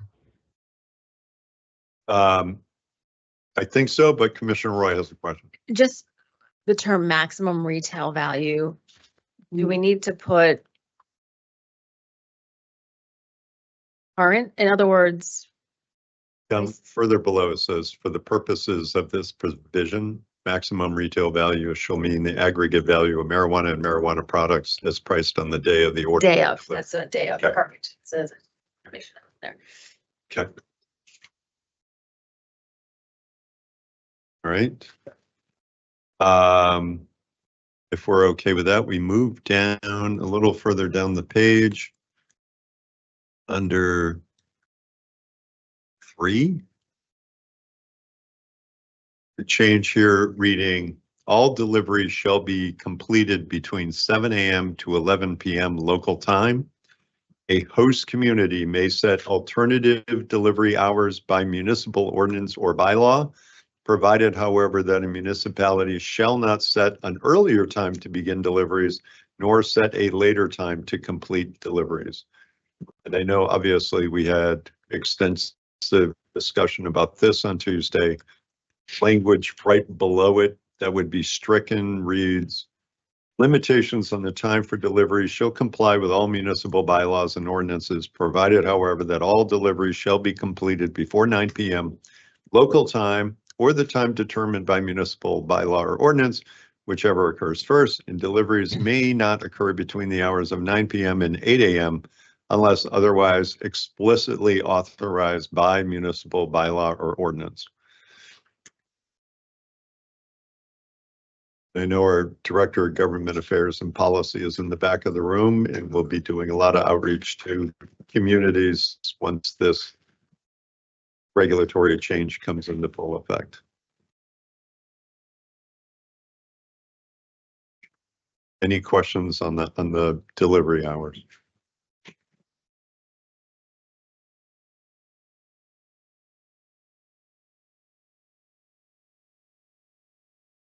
I think those are really the two big changes. Did you? Oh, okay.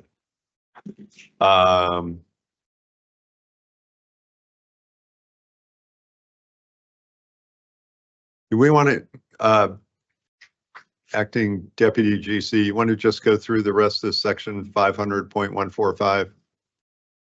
I think after the hours change, we have a couple places where we already agreed to take out home and insert consumer with a capital C. That's under 2A, orders fulfilled by marijuana couriers.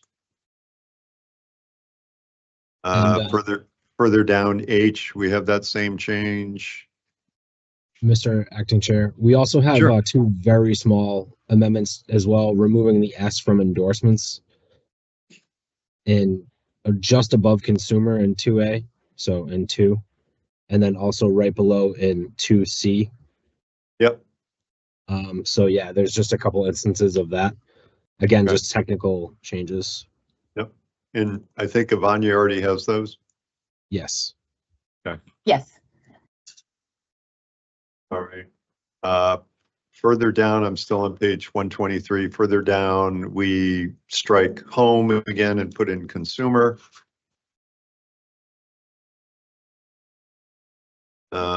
Same at the top of page 124. There's another home to be replaced by consumer under 3A.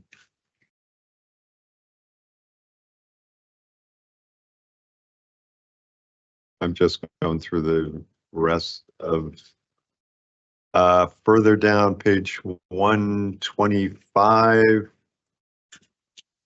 Again, a little bit of formatting change under 6A. It's taking out home and putting in place consumer. Same under letter B.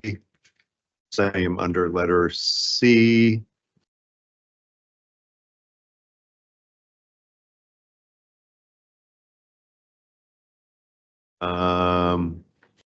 We have some changes at the top of page 126.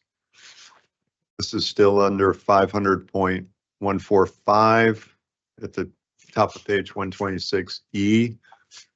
A delivery licensee or a marijuana establishment with a delivery endorsement. We'll make sure we take off the S on that one. Transporting marijuana and marijuana products for consumer. We've struck the word home. Delivery shall ensure that all vehicles used for deliveries are staffed with a minimum of one marijuana establishment agent. We've taken out language that says at least one marijuana establishment agent shall remain with the vehicle at all times that the vehicle contains marijuana or marijuana products. New language inserted says the agent or agents shall remain inside the vehicle at all times that the vehicle contains marijuana or marijuana products unless completing a consumer delivery.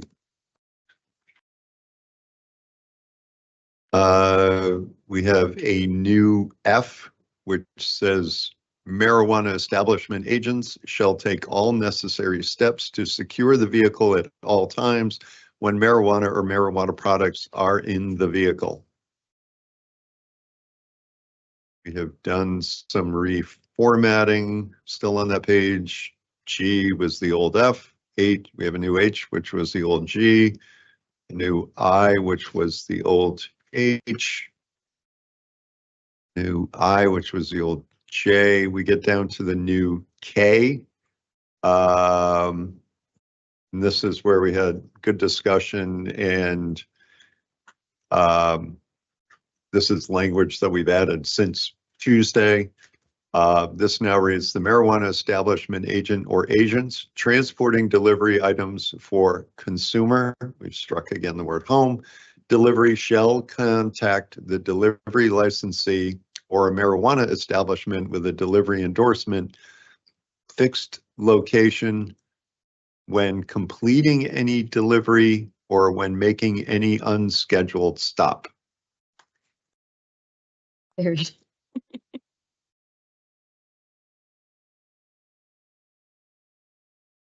Okay, I had to read that again. yeah, I know, because we spent a lot of time on that one. That's why. Yeah. But it makes sense. We have some reformatting that goes on below that. A new L, a new M, a new N, a new O. We've added, again, under a new O, we've stricken home and inserted consumer.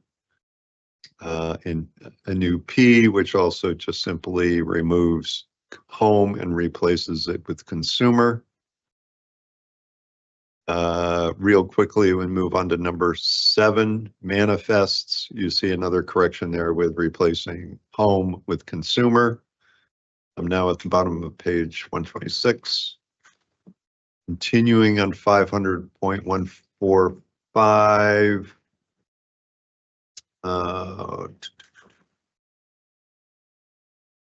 I just see under B2, again, taking out home, replacing it with consumer. Under 5, again, Addition, a description of the marijuana products being transported, including the weight, new language there, or count. We had a lot of discussion about that on Tuesday. And form or type of product. And that takes us through 500.145. Page. I'm in the middle of page 128. Okay. That's what I thought. Just finished 500.145. Commissioner Roy? So on the earlier iteration, under 500.146.1, Mhm. sub B, Mm-hmm. warehouses shall comply with applicable requirements of 935 CMR 500.105, including but not limited to subsections 3, 5, 7, 8, and 9. But we had 6. Was it, do we have an oversight that 6 wasn't there? Or why are we adding 6 here now? Although, wait a minute, I see 6, hold on.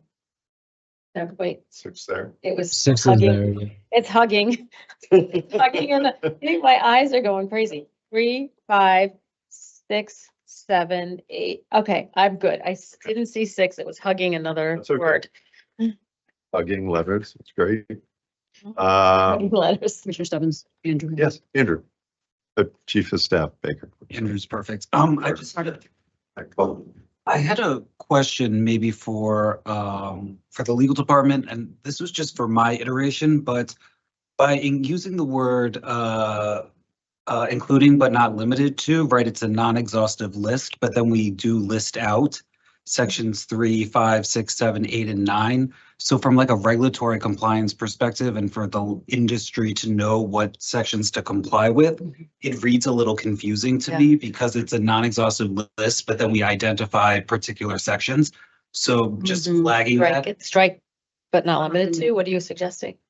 Possibly, if that's the direction we're going, which is to say we want you to comply with sections 3, 5, 6, 7, 8, and 9, we should say that instead of using including but not limited to, because I think it adds a little bit of confusion, at least as I read it, but would welcome Attorney Baker's perspective.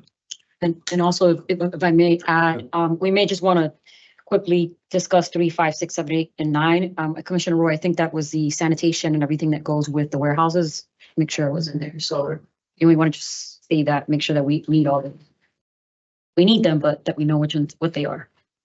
Attorney Baker, you heard the question. This is under 500.146.1B on page. It's on my page 128 for the hard copy, not the board version or the board book version. We see the edited language, but question from Chief of Staff Carter about whether we need the but not limited to. Yep, I hear you. Give me 1 second. I'm gonna pull up those that citation just to make sure we're including everything that we would need to, because obviously if we're doing including but not limited to, there's other areas of the regulation in which they'll have to comply. So we didn't want to, I think at the time staff didn't want to limit it to just these sections. But let me pull up those sections and we can review them. Okay. Mr. Chairman. Are we going to regret inviting you up here? I know. You invited me up, but now I get to talk.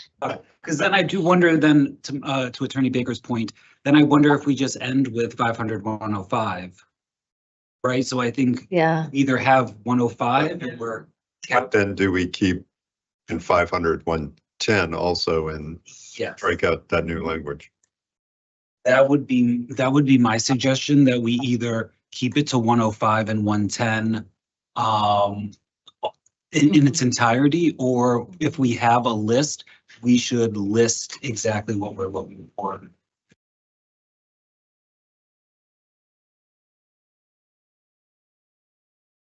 So 3 is requirements for handling of marijuana. That should be included for sure. They all need to be in there, but keep going. 4 is advertising requirements. Four is not in here. Or is not in there. Four is not in here. Okay.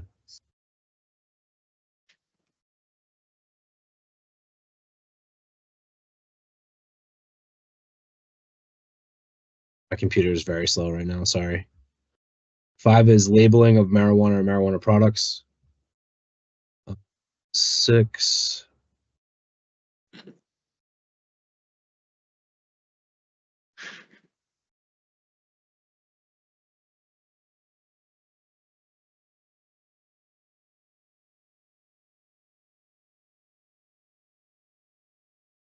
I'll defer to enforcement counsel too if he has any comments. I know we reviewed it together when making this amendment.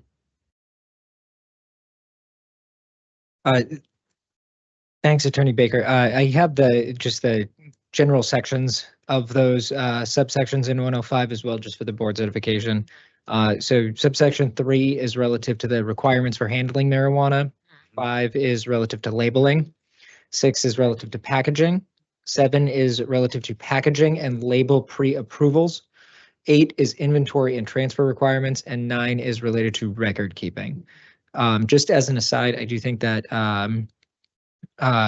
Andrew had a good suggestion too, in terms of simplifying the language to just say all applicable requirements of section 105 as well as section 110. So we in agreement. I kind of agree. Put it back to what it was.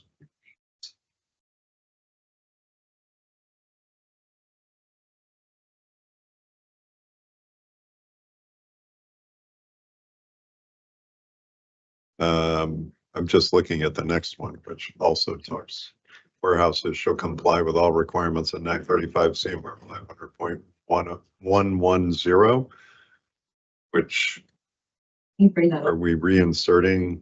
If we're reinserting it back in B, do we need C? And Of course. Go ahead. thanks, Mr. Acting Chair. I do want to just note that the previous language that is being struck here is 105 subsection 11, and I do believe that subsection 11 is related to warehousing, which makes sense given the reference, or that cross reference makes sense given the context of this subsection here. But since we are in this new draft, we're allowing delivery operators to repackage marijuana as well. So I think the intent here is to highlight the additional subsections that relate to things such as labeling, packaging, that delivery operators will now be allowed to engage in, and just highlighting those additional considerations or regulatory requirements that they are now going to be subject to. So I believe that the intent here was to just highlight those sections for delivery operators that may not be really focusing on those sections, but by saying warehouses shall comply with all applicable requirements of 935 CMR section 500.105 and 500.110. I do think that that would be an appropriate cross-reference, although I would say that all licensees should be encouraged to become fully acquainted with section 105, just to make sure that they're understanding of all the requirements that they're now subject to. They're familiar with those, they understand them, and just to avoid any instances of non-compliance. So cleaning this up, are we essentially reverting to the old language, and then we need to decide whether we still need C? My suggestion would be to eliminate C and just Okay. say warehouses shall comply with all applicable requirements of 935 CMR 500.105 and 935 CMR 500.110. Attorney Baker, are you okay with that? Yes, thank you. Okay. Ivania, do you have that, or do you need me to read that back? No, I'm all set. I have it. Stellar. Thank you, Ivania. No problem. All right. All right. With Attorney Baker, you have something? Yeah, so we have 3 smaller amendments later down, and then we can go back to the ones that we pinned if you prefer to do that. Sure. So the next one is page 141. And this is a small amendment to, I think, cite the right reference. So 141. Where? It's very small. That, I'm on 141. Where are we? It's right in the elec- middle of the page, if I remember correctly. What page on the electronic? I don't see it on the. I don't even see the. And, It's so small, we can't see it. yeah, 142, that's Oh. why we can't see it. there you go. 142. On the elec- Oh, there it is. Okay. I see. Under A, yeah. 142. A, just scratching out 4D, it looks like, and putting in number 5. Wow, okay. All right, Okay, Council Bake, yes, Is Attorney Baker working off, when he cites page numbers, is it the electronic or the hard copy? Attorney Baker, you working off paper copy or the electronic version in the board book? there's, I'm not working off of the board book, so if you have the hard copy, I would say that that's the one that I'm looking at. Okay, All right, I'll also just add, so if you open up the email, it'll be the same as the. so get out of, you want, get Get out out of the board book? Correct. Okay. Get out of the board book, 'cause it's, yeah, I got out. it's off a few I got out. pages, Right, all right, I'm getting out of the board book. Thank you. and then it'll all match. We'll all be on the. All right, let me. We'll all be on the same page. Well, We are anyway. Okay, Right, let me go to the, via email, When this is final this morning. Matt, okay, great.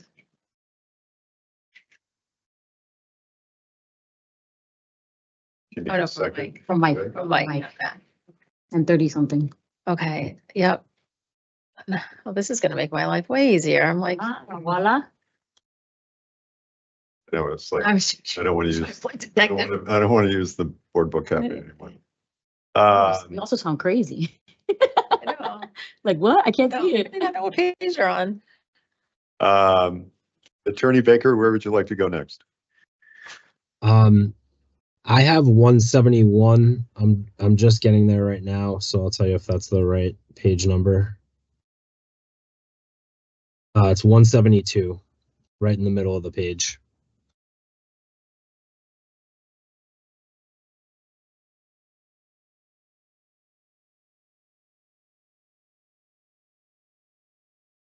I think we walked through this one on Tuesday. The additional, it's middle of the page on 172, the addition of the word untruthful information to the commission. Commissioner Roy? Just have a question because we were on page 86 when we jumped up to page 120. But we have to really go back to page 86 because Yeah, that's the B2B commission. That's the B2B piece. there's. I know, but there's, okay. I think Attorney Baker is just taking us through the Okay. rest of. Then we'll revisit back. Yep. We have just one more small technical amendment, and then we can jump back to that, Commissioner Roy. Thank Then you. on page 174, Yes. and this is all under 500.803. This is submission in the middle of, toward the top of the page, the second bracket, submission of untruthful, and we've struck false or misleading information, or we've struck false or misleading. So it now reads submission of untruthful information to the commission, including but not limited to.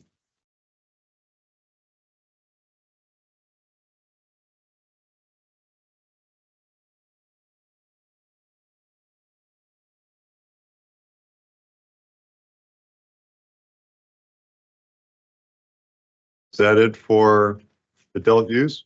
I think it is. Now we want to go back to B2B. Yep. So that was page 85. Okay, can't scroll that fast. That's the point of clarification. Sure. I'll ask again, just, operationally. I know that we have to go back to the pin and talk about B2B, but, I'm wondering if we go through the medical regs and come back to You want to, B2B, wanna just go because we can, again, my thing is just respectfully in terms of the intent of the Yep. package. I think it's quicker than to then come back to the conversation. sure.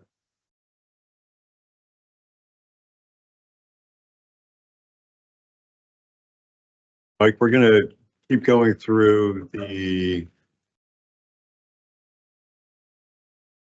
gonna go through medical. I know, again, we did a lot of work on medical.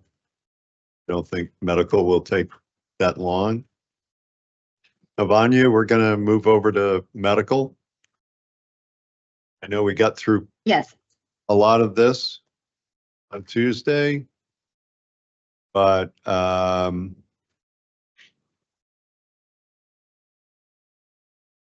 Attorney Baker, you want to walk us through medical? Yes. Similar to adult use, the First Amendment for medical is the definition of clinical visit. Yeah, we have 501.145. We're just striking the word home and putting patient delivery. Back on page 1. Sorry, it's just taking me a second to get there. That's okay. Baker, Oh, you yeah, could also this- turn off your camera if need be. Yes, I will do that. I know you're there. Yeah, because you're not live, you know? I mean, your screen's not on live. It's always helpful for bandwidth. Yeah, So the first two amendments are just technical amendments. They're just changing the font. We noticed a few times in this, in 501 that this instance came up where for whatever reason, the formatting or font size was off. And so while we're cleaning up this document, we wanted to try to make those amendments right now. So I'll work on cleaning this up with the Secretary of State's office after this, but this is the first instance that it arises in this set. So purpose and definitions, it's just a font change. Okay. And then subsequent to that is the definition on page 4 of clinical visit that we amend. So that's in page 4, middle of the page, again, clinical visit. I think this mirrors what we've incorporated into adult use. But just to read it quickly, clinical visit means an in-person or telehealth visit during which a certifying healthcare provider establishes a bona fide healthcare provider-patient relationship and conducts a full assessment of the patient's medical history and current medical condition, including the debilitating medical condition, and explains the potential benefits and risks of marijuana use. A clinical visit for an initial certificate of registration shall be performed in person or upon request of the patient via a telehealth visit that includes a synchronous face-to-face encounter between the certifying healthcare provider and patient. Synchronous telehealth happens in live, real-time settings where the patient interacts with a provider, usually via phone or video. And that's similar language that we had for clinical visit under the adult use definitions as well. Okay. All right. Attorney Baker. Thank you, Mr. Acting Chair. We're at the top of page 13 for the next amendment. It's also the same amendment that we make in the adult use version of the definition of micro business. Okay.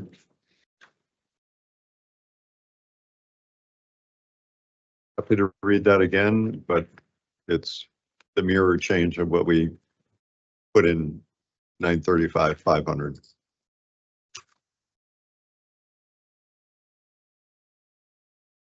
Okay, Attorney Baker, go ahead. We're gonna skip down to page 22 at the top. Again, this is another just simple change relative to the continued number at the top Yep. of the page. It was slightly off, so we're fixing that. Okay. And then just below that, we have our next set of amendments relative to certifying physicians Mhm. under 501-006. Okay. This is 501-006. Number 1, this is under registration of certifying physicians. A physician who wishes to issue a written certification for a qualifying patient shall have at least one established place of practice that allows the certifying physician to conduct a clinical visit in Massachusetts and shall hold an active full license with no prescribing restriction to practice medicine in Massachusetts, and B, a Massachusetts Controlled Substances registration from the DPH, Department of Public Health. And I think we walked through that change on Tuesday. Any questions, Commissioner Roy? Sure. So in 500, we have the definition of a social equity business, but we don't have it in 501.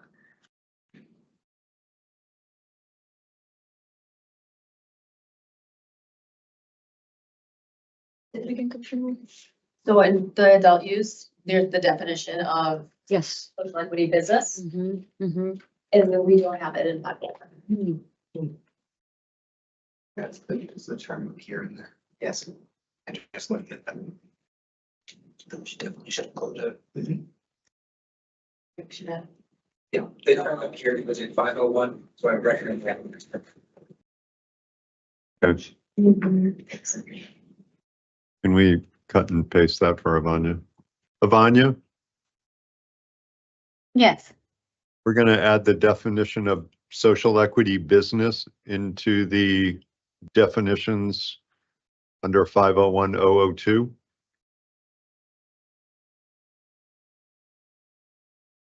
Okay, so the definition from the adult use, correct? Yes. Okay. Is there anything else missing on the definition?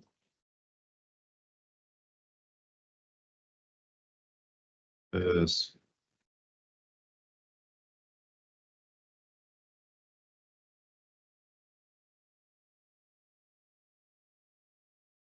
have economic empowerment, the social equity program.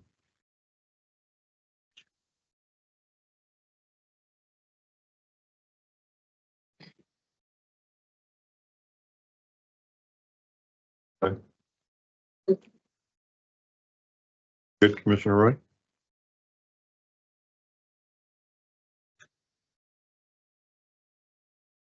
Okay, all right. Attorney Baker, We're on the same page, just below on 501-007, registration of certified nurse practitioner, excuse me. It's page 22. 22.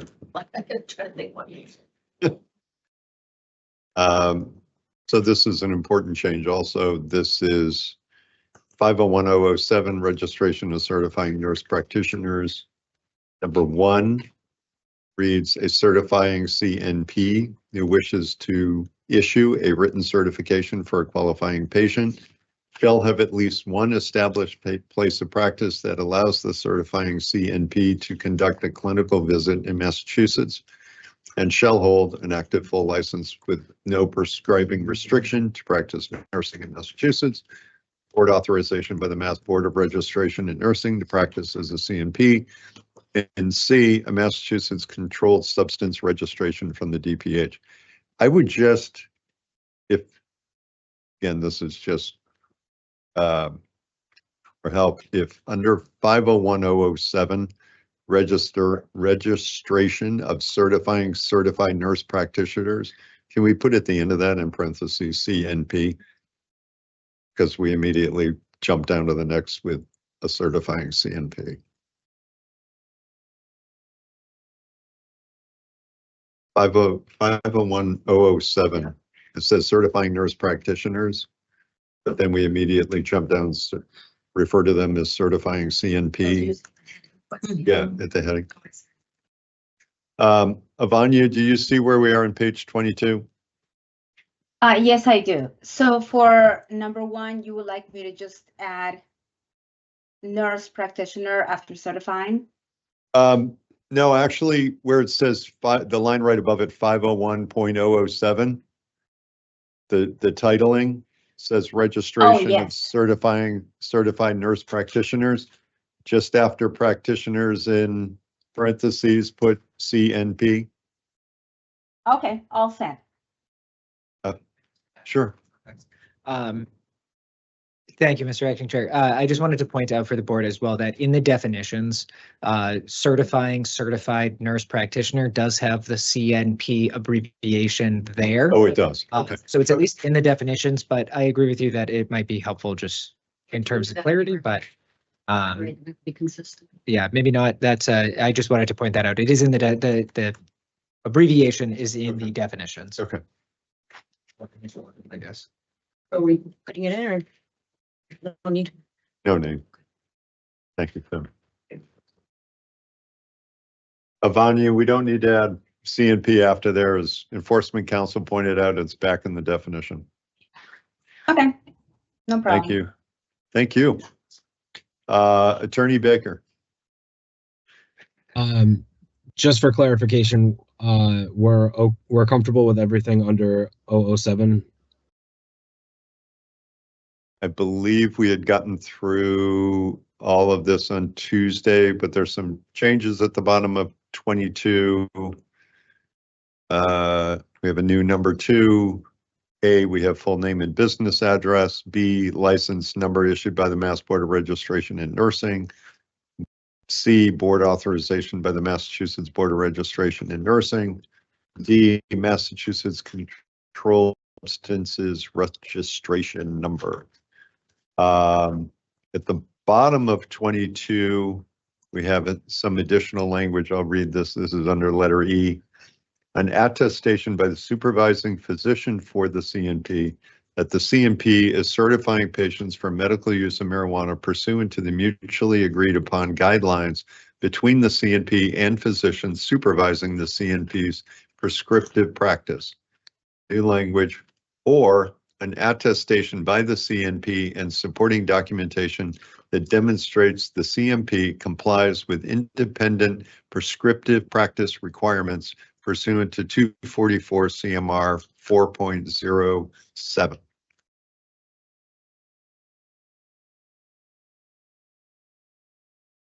Just below that on the next page, the top of 23, we have a new F, we have a new G. F now reads resident agent capable of accepting service of process in Massachusetts. Attorney Baker, any clarification you want to provide on any of those two pieces at the bottom of 22 and top of page 23? Nope. And then the amendments actually continue into the next page as well. So I would just say we're striking the numbers that were enumerated incorrectly. So that continues down onto page 24. Okay.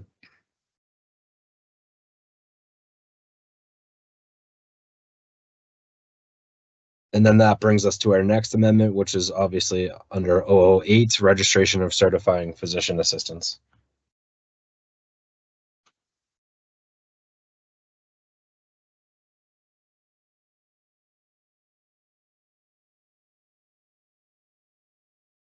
Okay.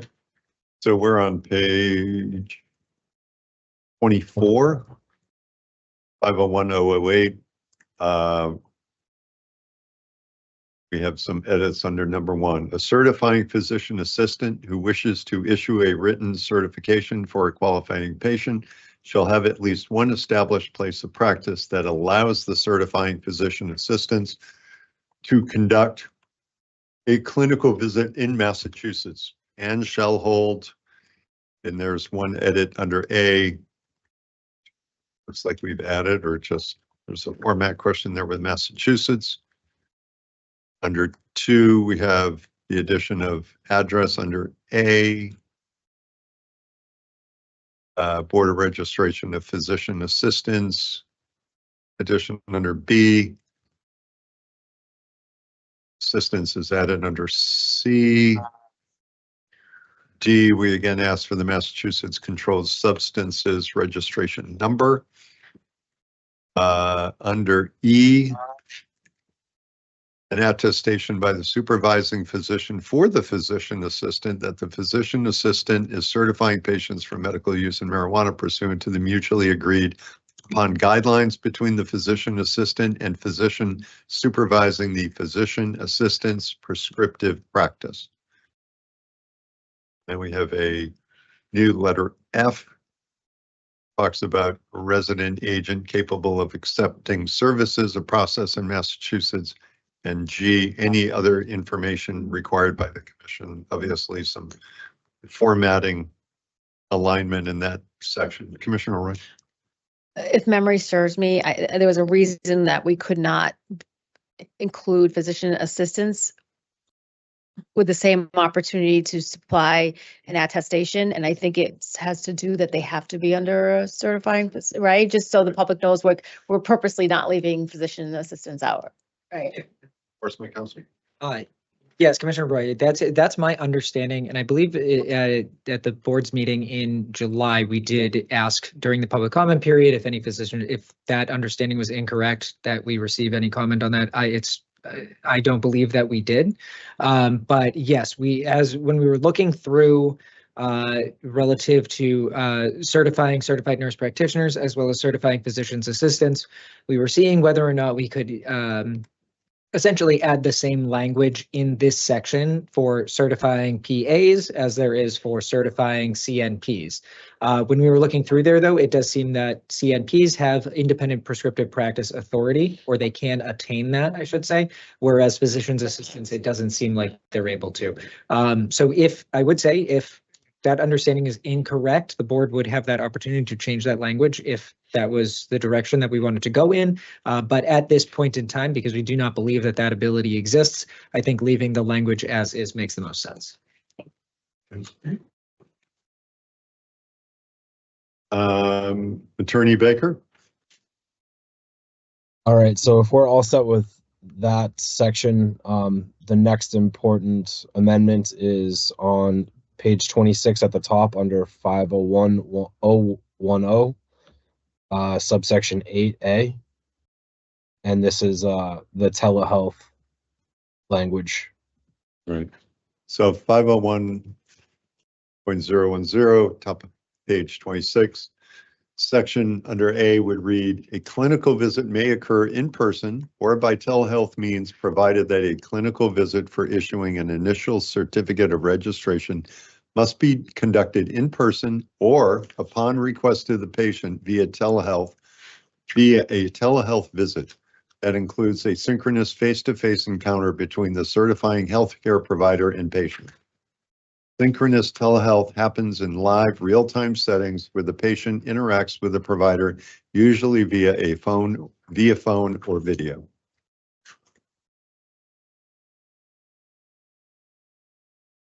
And I think that mirrors our language back up under the definition as well.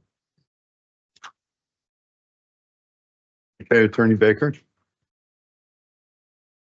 And the next one is on the bottom of page 26, or I'm sorry, 26 under 14. I think it's just a technical amendment for develop medical. Medical is spelled without the C, so we just added it there. Okay. Small cleanups throughout. Okay. All right. Thank you for that. Of course. And then we're getting into some technical amendments now going forward. Some that you flagged, Mr. Acting Chair. The next one that I see is on page 37.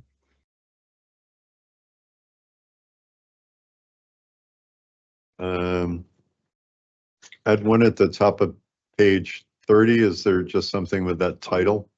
Just Yep. font? Okay, Excuse me. Yeah, that's the That's- font amendment. another font amendment at 501022. Mhm.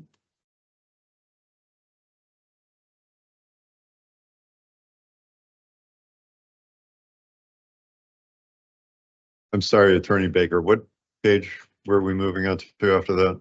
I believe 37 is the next one. Okay.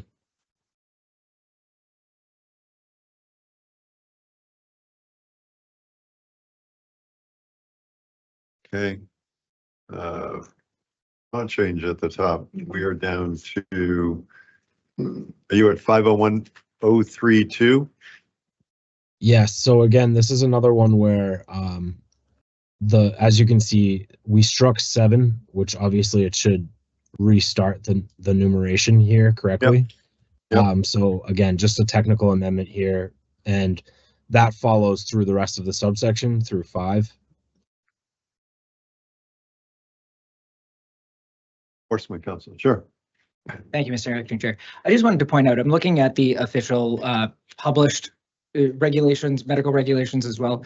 The numbering is correct in those. I think some of these edits that are reflected or the formatting changes or edits that are in the draft that we're looking at are just kind of an issue with that draft as opposed to the formal one. So Mhm. just for the public's edification, it is correctly numbered in the official draft or the official regulations that are currently published.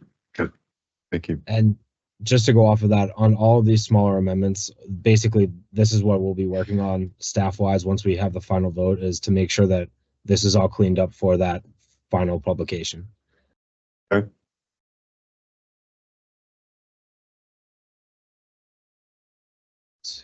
All right. I think we continue through up to 501033. Those are mostly formatting changes. Yep, and then the same thing with the enumeration being proper. Yep. There. Okay.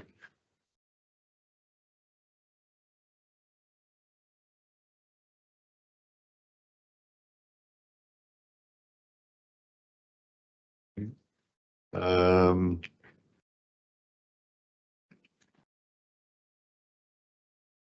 I'm 49. just going through formatting changes down through page 39.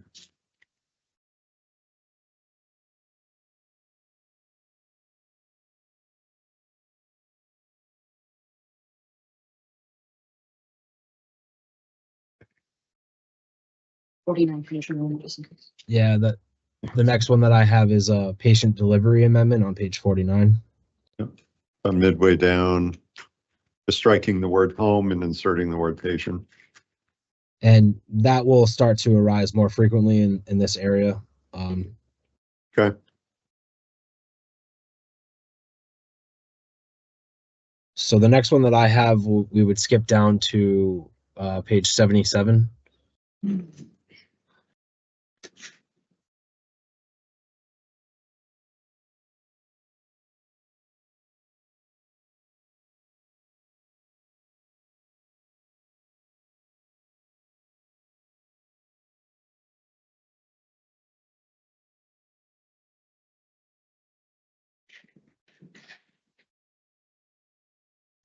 And so the amendments on page 77 are, mirror images of the ones that we have already made under the adult use regulations relative to count.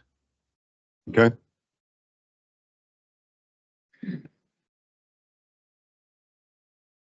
And if there's no issues with those, the next amendment is on the next page, and it's similar in nature. Under B1, we're adding count as well. Mm-hmm.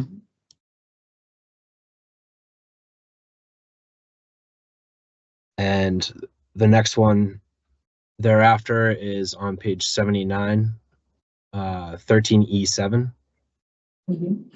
And this is one we want to probably talk about again, but Yeah, relative this to is delivery. This is a change reflective of our conversation on Tuesday. Number 7, the MTC agents transporting marijuana products shall contact the originating location when leaving any scheduled location or making any unscheduled stops. And we've stricken language, says language of stopping at and, as well as and regularly throughout the trip, at least every 30 minutes. Okay? Sure.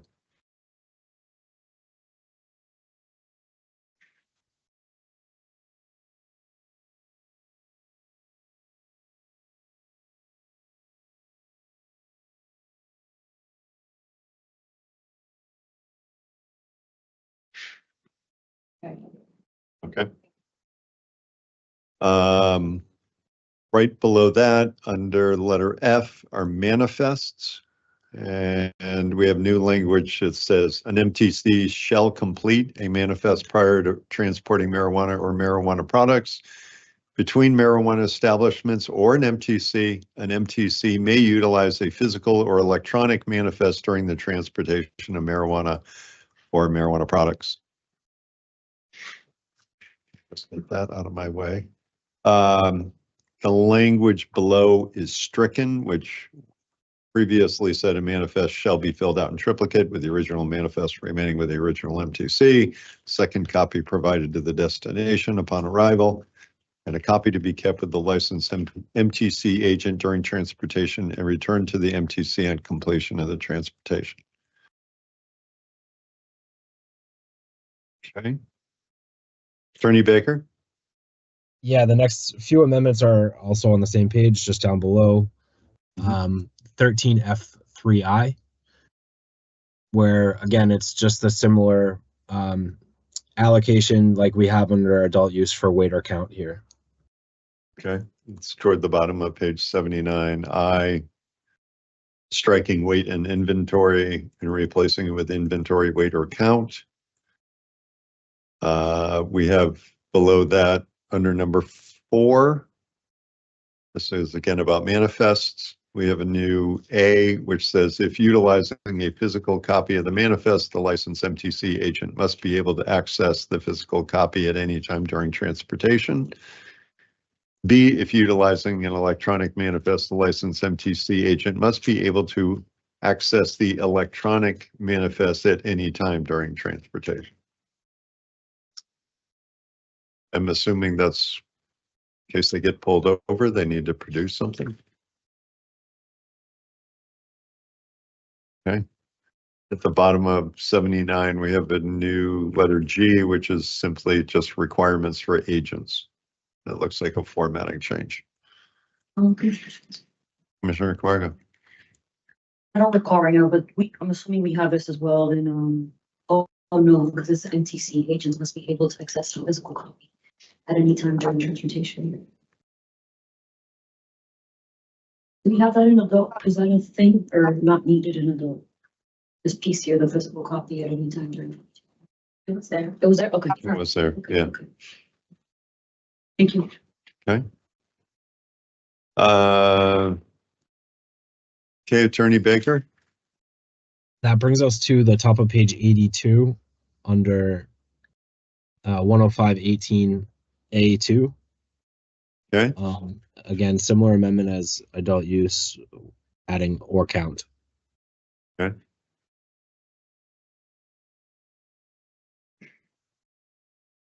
Okay, next. 87, I believe, is the next one, and these are going to be similar amendments for patient delivery instead of home delivery. So I have indicated 87 and 88 for those. Okay.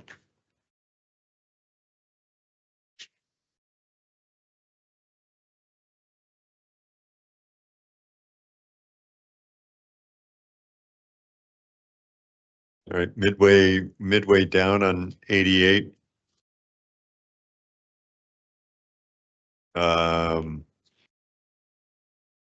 There's some language with letter B, an MTC transporting marijuana and marijuana products for patient delivery shall ensure that all vehicles used for deliveries are staffed with a minimum of one MTC agent. The agent or agents shall remain inside the vehicle at all times that the delivery contains marijuana products unless completing a, again, striking home and inserting patient delivery. Commissioner Roy? Marijuana or marijuana.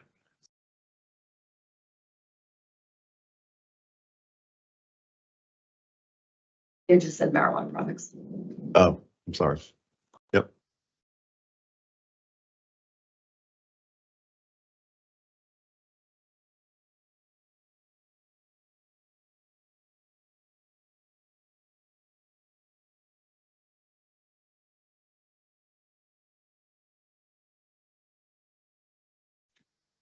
So this is effectively going to one agent for one MTC agent.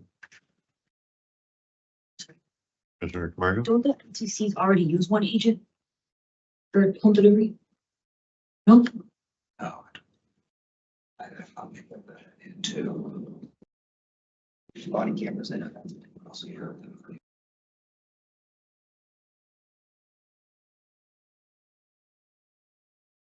from 2 to 1. Yeah. Okay. Because 2 came from DPH, as I recall.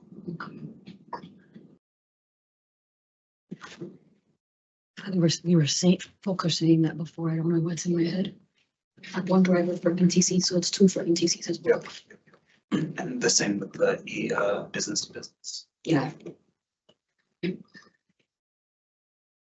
Okay. Are you okay with it? Do we need to think about value or no? Should. We're doing it to. Other ones. I mean, Mr. Your staff, of course.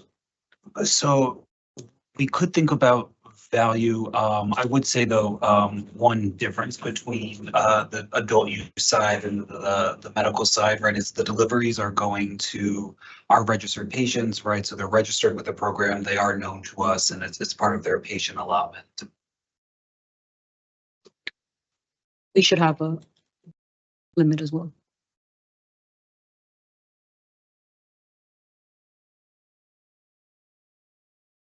If I may. Sure. The other thing we have to consider as it relates to the medical program is our statute does not allow us to have regs that are more restrictive than what was promulgated under the Department of Public Health. So I think we would want the legal department to weigh in on that particular matter as well.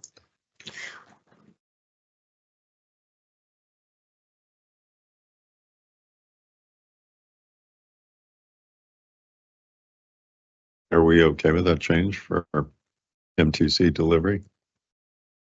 Going from 2 agents to 1 agent? I think that's also part of the larger conversation, right?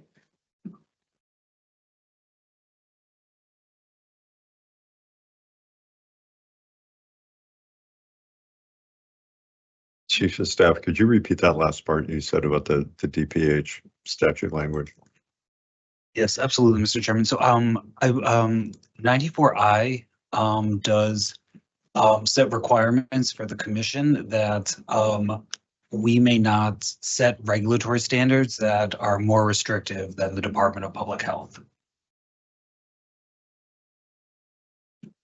Commissioner Roy? And 501, 145, subsection E. Maximum retail value of marijuana products allowed in an MTC's vehicle at any one time shall be $10,000. So it would align. And each marijuana product shall be associated with specific individual order for purposes of 935 CMR 500 145 1E, quote, maximum retail value shall mean the aggregate value of marijuana products is priced on the day of the order of delivery. So to be consistent, I mean, it's already in there that they can't exceed 10,000. So we're not going further than what's already there. We're just saying. But we're now saying 1 agent could have $10,000 worth of product. In there. No, I'm saying, so like you're in favor of Yeah. lifting and shifting it. Medical. $5,000. Yes.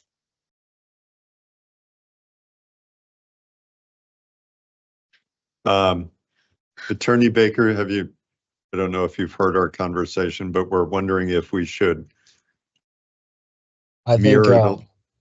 Go ahead. yeah, no, I agree with Andrew, that that is cited in the law. I think in this instance, you could read it as being less restrictive than DPH if we make these amendments similar to the adult use, agree. that we've done. Okay, Just okay. Let's take a 5-minute break. Okay. Attorney Baker, if I could ask you during our Yeah. break, could you offer some language up for that? For B, to make sure it mirrors what we're prescribing under adult use? Yep, no problem. Okay, thank you. How long are we on break? 5 minutes Okay, thanks. or 20. No pun intended.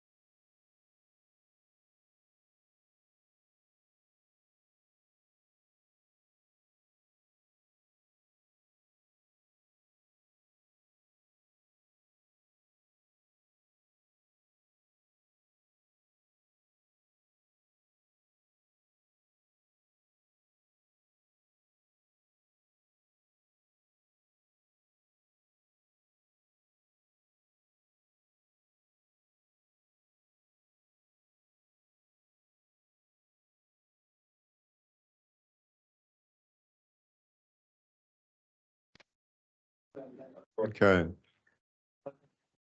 Attorney Baker?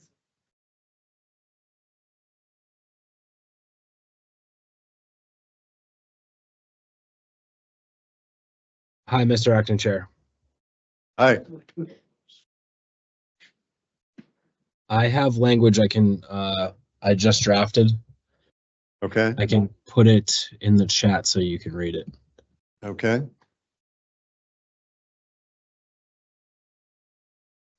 So I took this from the amendment we made in the adult use section.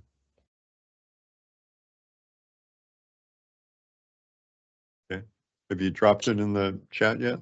No, Just give me 1 second, sorry. no worries.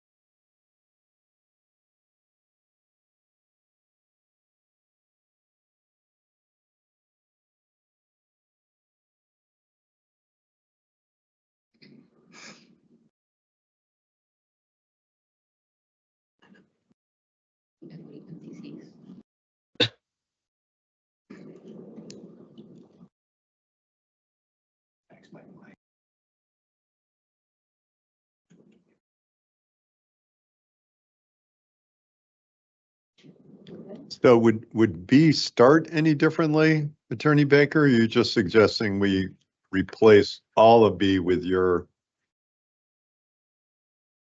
Sorry, I'm trying to see between two spots.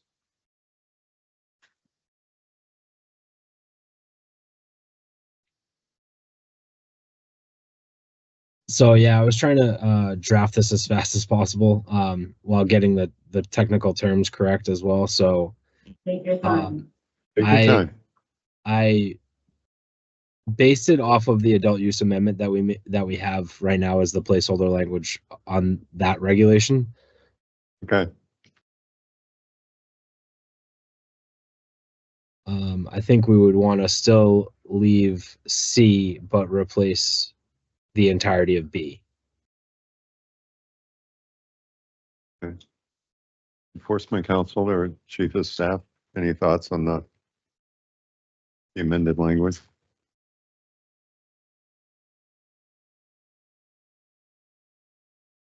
Actually, the last sentence could remain in B and added to the language that I proposed.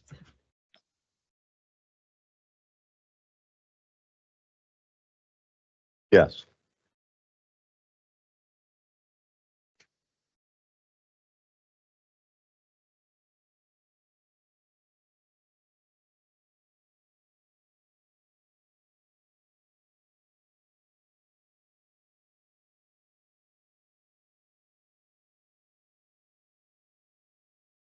You have thoughts? Chief of Staff Carter? Do we need the language, medical use before marijuana and marijuana products because it is being delivered to patients, so therefore it will be medical use? Just if we're trying to make it less wordy. I just, Mr. Acting Chair, if you don't mind. Of course, Attorney Baker. Yeah, Andrew, to your point, I just wanted to be specific, accurate based off of the medical definitions. So I was looking at medical use, and that includes medical products in the definition.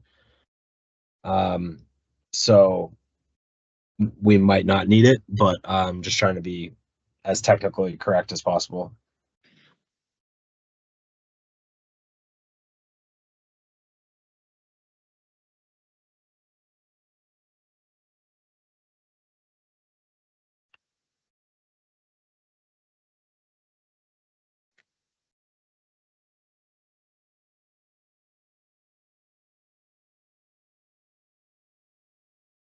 Any thoughts?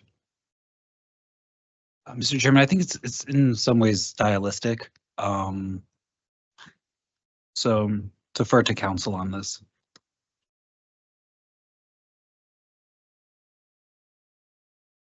No enforcement council looking at it too. Oh, Commissioner Roy, I thought you were moving paper. Leaving it because it is defined here as a term. Medical use marijuana means marijuana that's cultivated, processed, transferred, tested, or sold in compliance with MGL 94I, 935, CMR 501. Okay.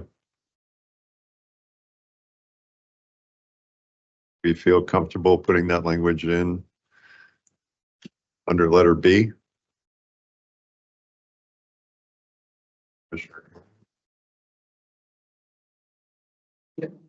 Sure.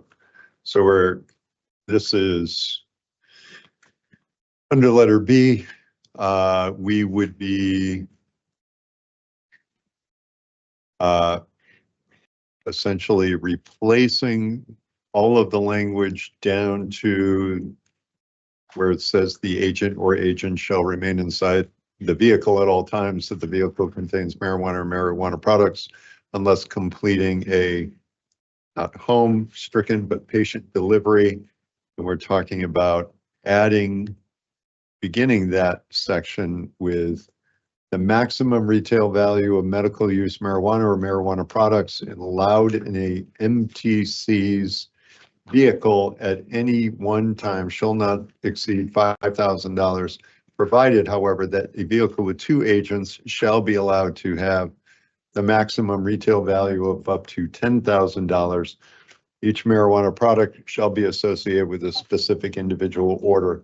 For purposes of this provision, maximum retail value shall mean the aggregate value of medical use marijuana and marijuana products is priced on the day of the order for patient delivery.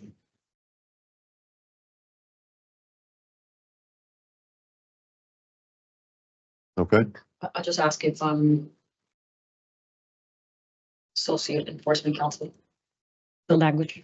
No, yes. No, I'm sorry. I'm sorry. Enforcement council. I'm so sorry. There's so many. I'm sorry. I'm sorry. You see, this is why I don't use titles.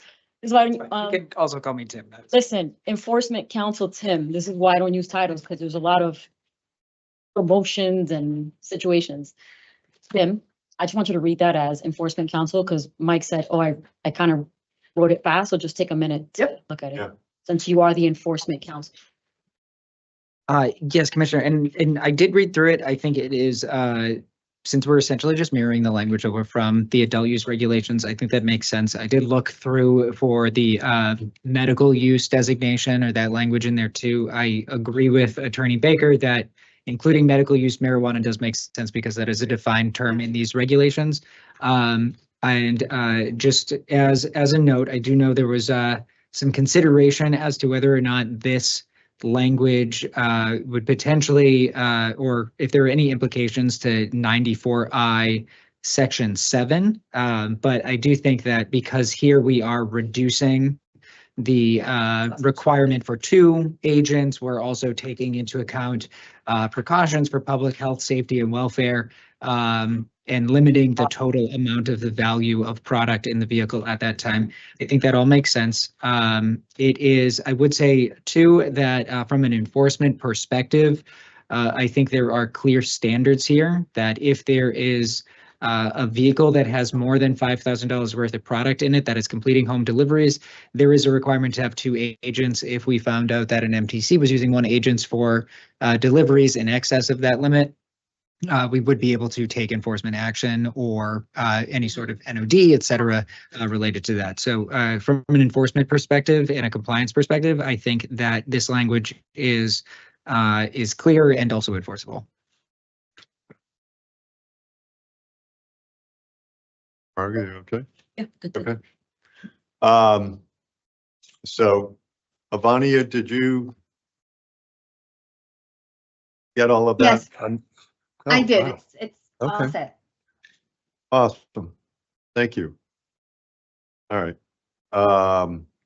Just below that now we have C, which again, MTC agent or agent shall take all necessary steps to secure the vehicle at all times when marijuana products are in the vehicle. Again, that now stays consistent with the fact that you might have two agents in the car. There's some reformatting of lettering D, E, F, G, H, I, a new J. I replaces patient. What's that? Oh, yes. Under I, we again strike the word home and insert the word patient. Attorney Baker? Thank you, Mr. Acting Chair. The next one that I have is on page 94 under 130, 501 130, excuse me.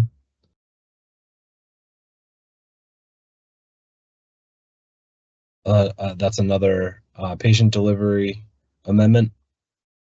Under letter D? Yep. Okay. And Taking out then, home, putting back patient. and then I think the next one we have is on 101. So we skip down a few pages under 501 145. Striking the word home and inserting the word patient for patient delivery.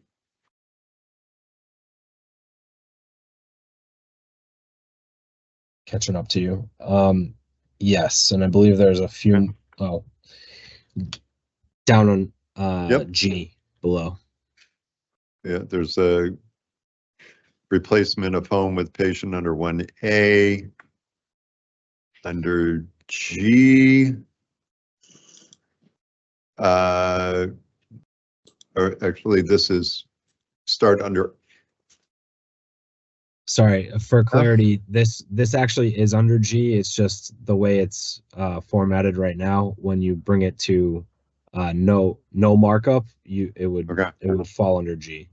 Okay, so this is letter G. All deliveries shall be completed between 7 a.m. to 11 p.m. local time. A host community may set alternative delivery hours by municipal ordinance or bylaw, provided, however, that a municipality shall not set an earlier time to begin deliveries nor set a later time to complete deliveries. That G replaces the G below it, which stricken language read, limitations on the time for delivery shall comply with all municipal bylaws and ordinances, provided, however, that all deliveries of marijuana or marijuana products shall be completed before 9 p.m. or the time determined by municipal bylaw or ordinance, which occurs first. In deliveries, marijuana may not occur between the hours of 9 p.m. and 8 a.m. unless otherwise explicitly authorized by municipal bylaw or ordinance. So those changes kind of mirror our new regs for available hours for delivery under adult use as well. Okay. Bernie Baker. Thank you, Mr. Acting Chair. That will bring us to our next page where we do have a number of home to patient delivery amendments. Page 102, 501.145. Under D, there's a change from home to patient. Under G, there's a change from home to patient. Further down, 3A is a change from home to patient. And at the bottom of 102.4 manifests, there's a change from home to patient. Okay. Where do we go next? On page 109. Okay. That is change about halfway down the page under 6A. Just striking 4D and replacing it with number 5. And that's the same amendment that we made in the adult use section to keep it in line. Correct. Okay.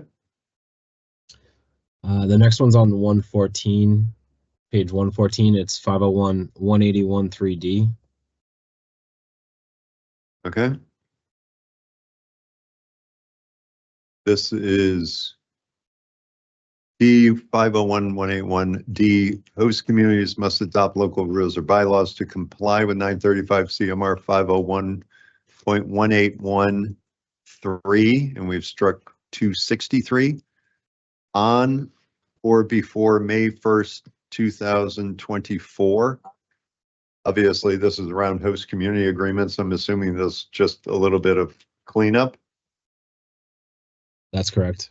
Okay, so we strike D a couple of other times in that section.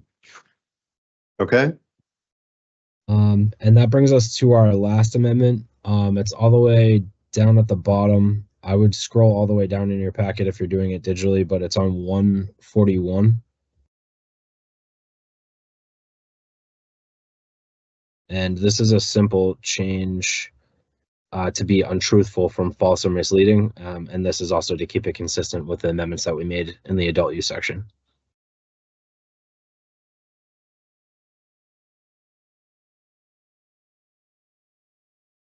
okay, 141 under 501.803. Yes, removing false or misleading and inserting untruthful.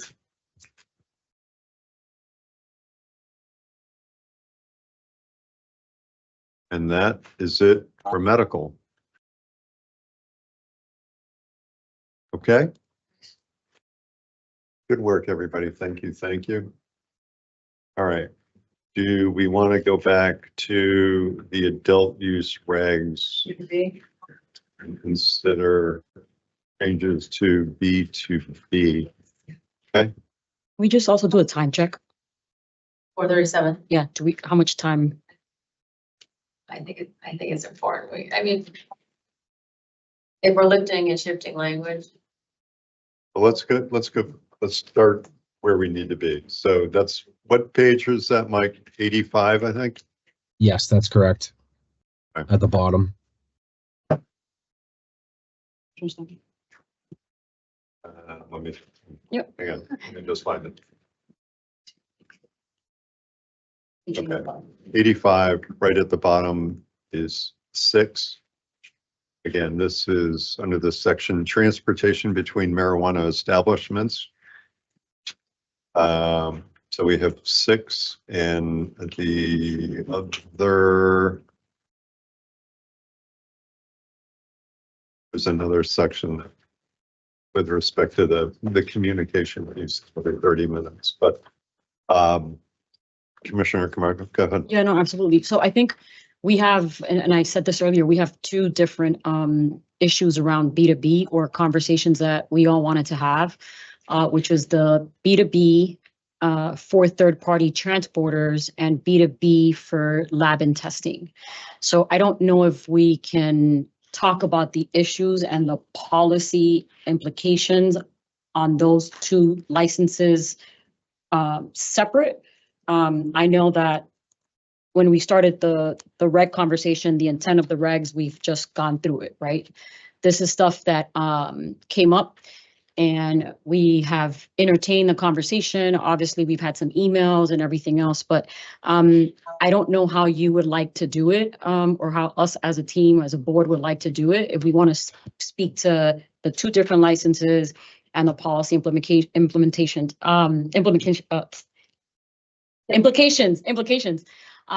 But on Tuesday, I think we were here on Tuesday, right? Or was it Wednesday? On Tuesday, yeah. After our conversation, I had our Director of Government Affairs, Matt Jancola, run a special policy report and a state-by-state breakdown, which was similar to what we did for delivery operators. So I think it could be helpful to go through that, have the conversation with Matt, or discuss this. And I want to say, because for me, myself right now, I understand the laboratory, like the labs and the testing and the delivery, that I understand. I actually had a great conversation this morning with Megan, last name Dobro. I don't know how to pronounce her last name. I don't want to mess it up. Dobro, who had conversation with all the licensing, all the testing labs, and was able to, for all of them, all 13 of them, to get on the same page as it relates to the 2 agents in the car. She stated, and obviously I think you all saw the email, and had a really good breakdown, an explanation on sort of their work and how it works. But then again, the third party transporter is a different topic, a different conversation. So I think it would be advantageous to us to have a conversation and maybe, you know, discuss this with Matt and sort of the report that he found. Because for me personally, the third party transporters, as well as the lab testing, I've spoken now to a few people, but I don't feel comfortable, because when I did the delivery work, I was able to have an internal conversation with our enforcement and enforcement and investigation team. Had a conversation with the chief of police. Obviously, we had a nice write-up and letter from Chief Carmichael when it came to the delivery operators. We presented to the cab as well. Had conversations with folks on the cab, numerous conversations. We also held listening sessions as it relates to delivery operators. We also had numerous conversations throughout the last 4 years that this license has been waiting to sort of see some of these changes. Now, we do know that this license has only been around for a few years, and we were allowing it to breathe. We had a lot of public safety concerns around this license. We had a lot of conversation, tons of negative press in terms of how long the commission has taken to sort of have this conversation for equity, for delivery operators being one of our first equity licenses, and so on and so forth. So I want to make sure, I understand the delivery operations in terms of state by state and, you know, all that sort of conversation. But I think it would be, again, useful to us have a larger conversation and possibly talk a little bit about this memo, and maybe bring Matt up to have the discussion. So that's just my thought. Sure, we can invite Matt up, Commissioner. Matt, you want to join us? You can stay there, Tim. There's no space. Thank you. And I understand your concerns, Commissioner Camargo, but today we have made changes to B2B.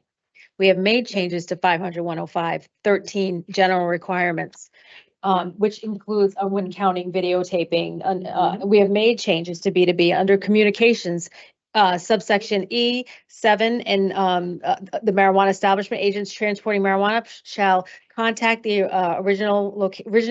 originating location when leaving any scheduled location and making any unscheduled stops. We have made changes to B2B under manifest. We have made significant changes to B2B, and I am comfortable with making this last change from 2 to 1, because it's not like we didn't touch B2B. We have. Sure.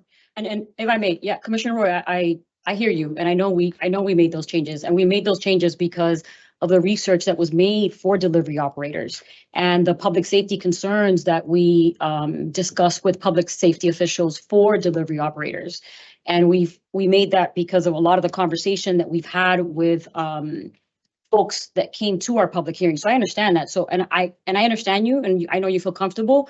What I'm saying is I don't feel comfortable right now at this moment. Doesn't mean I won't in the next, couple of minutes or something like that. But I feel like we need to have the discussion, because we did a lot of work on delivery operators research. We had our chief of investigation and enforcement team go through all incidents on all, or not the, I'm sorry, the chief and the team, on all the incidents as it related to, if you guys recall, I think Commissioner Roy, you actually asked for the NODs. the list of the NODs, right, for everyone and everything. So I think the lessons that we've learned that has allowed us to do those changes to B2B today is because a lot of it, we got it from the delivery operators, the conversations, public safety, having conversation with CAB, which is okay. This is I'm excited to be having the conversation.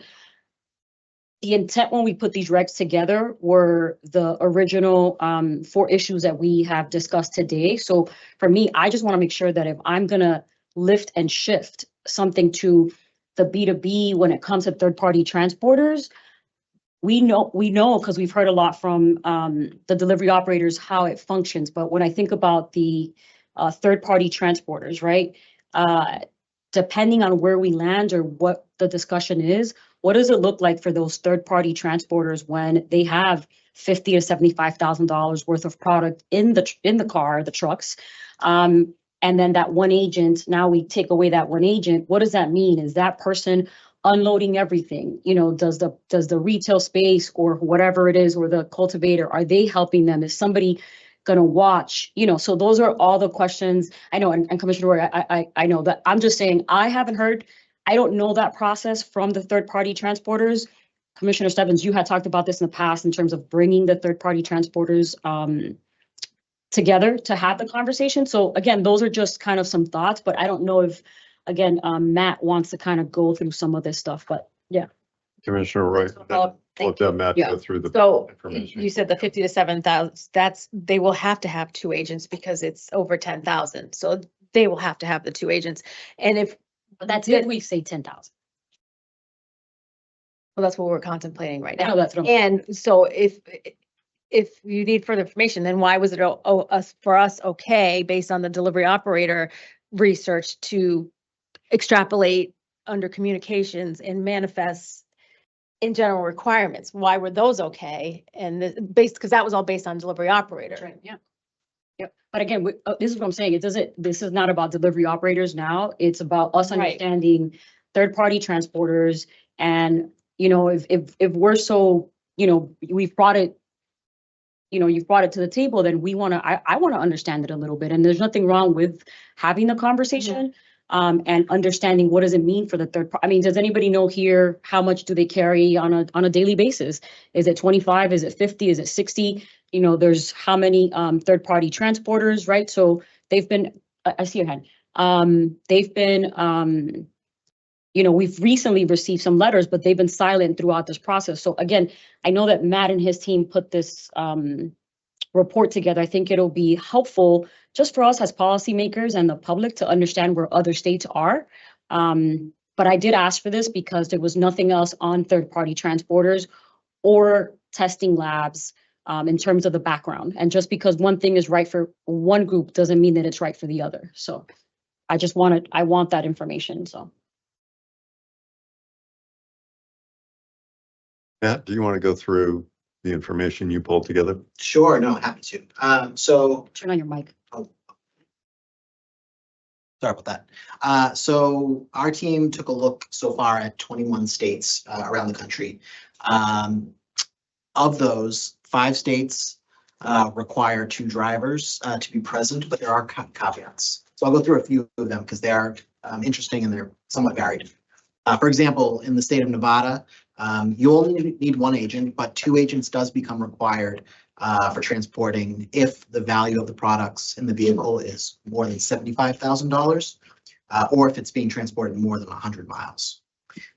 Michigan does require 2 agents per vehicle for B2B transportation. Only 1 is required for direct-to-consumer deliveries. The state of Ohio requires 1 agent for independent their testing labs, but 2 agents are required for all other B2Bs. Rhode Island requires 2 agents, but if you split the shipment into 2 vehicles, they can sort of convoy with 1 agent per vehicle. West Virginia appears to be the only state that is a blanket 2 agents per vehicle at all times. And us. And us, of course, yeah, absolutely. And then there are a number of states that really don't touch on it at all. So it is likely that 1 agent would be okay by those states' regulations. And we will continue to look into these issues, especially specific to ITLs, as they appear in other states. They're sometimes can be a bit different. So we, if requested, we could continue to drill down on that as well. Question. May I? Mhm. Do third-party transporter drivers and testing labs wear cameras on them, body cams? I don't believe so. No, I believe that is just the delivery license. I believe, I do believe that vehicle requirements are all consistent, right? So it's really, the body cam is for the protection of the individual getting out of the car, obviously walking up to a home or residence. I know we're striking home, going up to see the consumer or patient. Sorry. Chief of Staff Carter. Thank you, Mr. Chairman. Yes, and I also wanted to note that the section that we're in, 13, is transportation between marijuana establishments. So it is beyond ITLs and third-party transporters. So, you know, if you're a cultivator, right, transporting to a product manufacturer, if you're a product manufacturer, transporting to a retailer. So I just wanted to indicate that as well. Another question. I don't know, Commissioner Roy, because I know we've been talking about this, but have we invited enforcement an investigation to check in on this in terms of the overall for these two other licenses and all Emmys? Like an internal conversation? Oh my gosh. I'm not, I think some of the NODs, I don't know if it had transport in it. So when we had that list full, I know there was like so many cross state lines. Yeah. So I don't know if some of that was B2B, that I have to Yeah. ask. And again, I don't know if Catherine or Chief Kamalo or even Enforcement Council, but I would want to hear from you all as well, because again, for me, during the delivery process, we had a very intensive conversation with you all numerous times about the regs, the hours, every single thing. And, you know, again, this is not just lifting and shifting. We're about to shock the industry in terms of a lot of these changes, right? So like maybe, I don't know if Chief Kamalo's around or if Catherine, but it would be good to get you all's perspective. I don't know how other folks feel.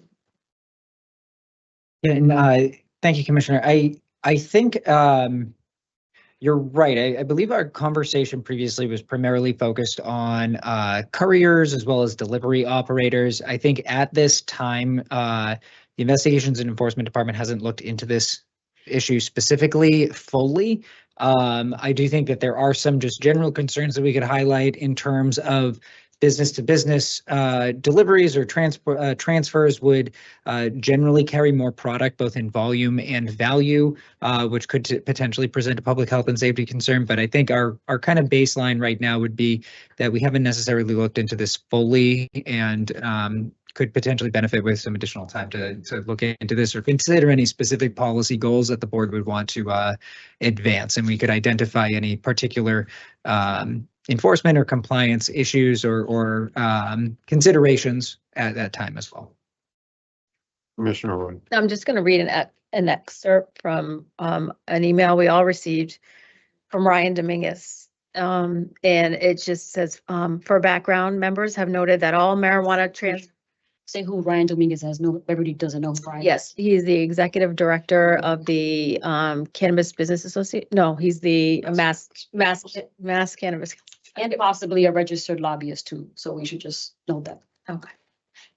For background, members have noted that all marijuana transport operations require them to carry cargo insurance with limits ranging from $100,000 to $500,000 on average. Licensees are transporting no more than $25,000 worth of product, and most B2B deliveries being less than $10,000.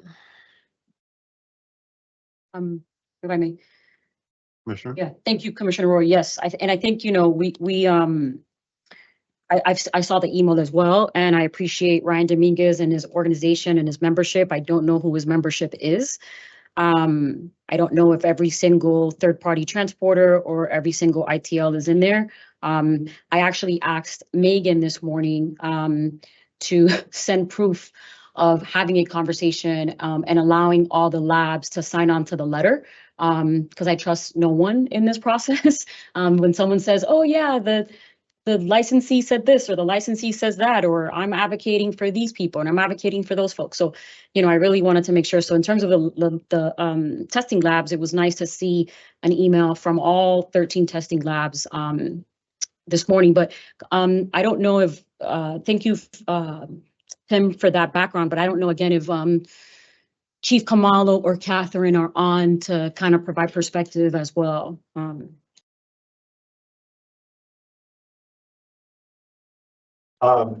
Chief, welcome. Catherine, welcome. Director.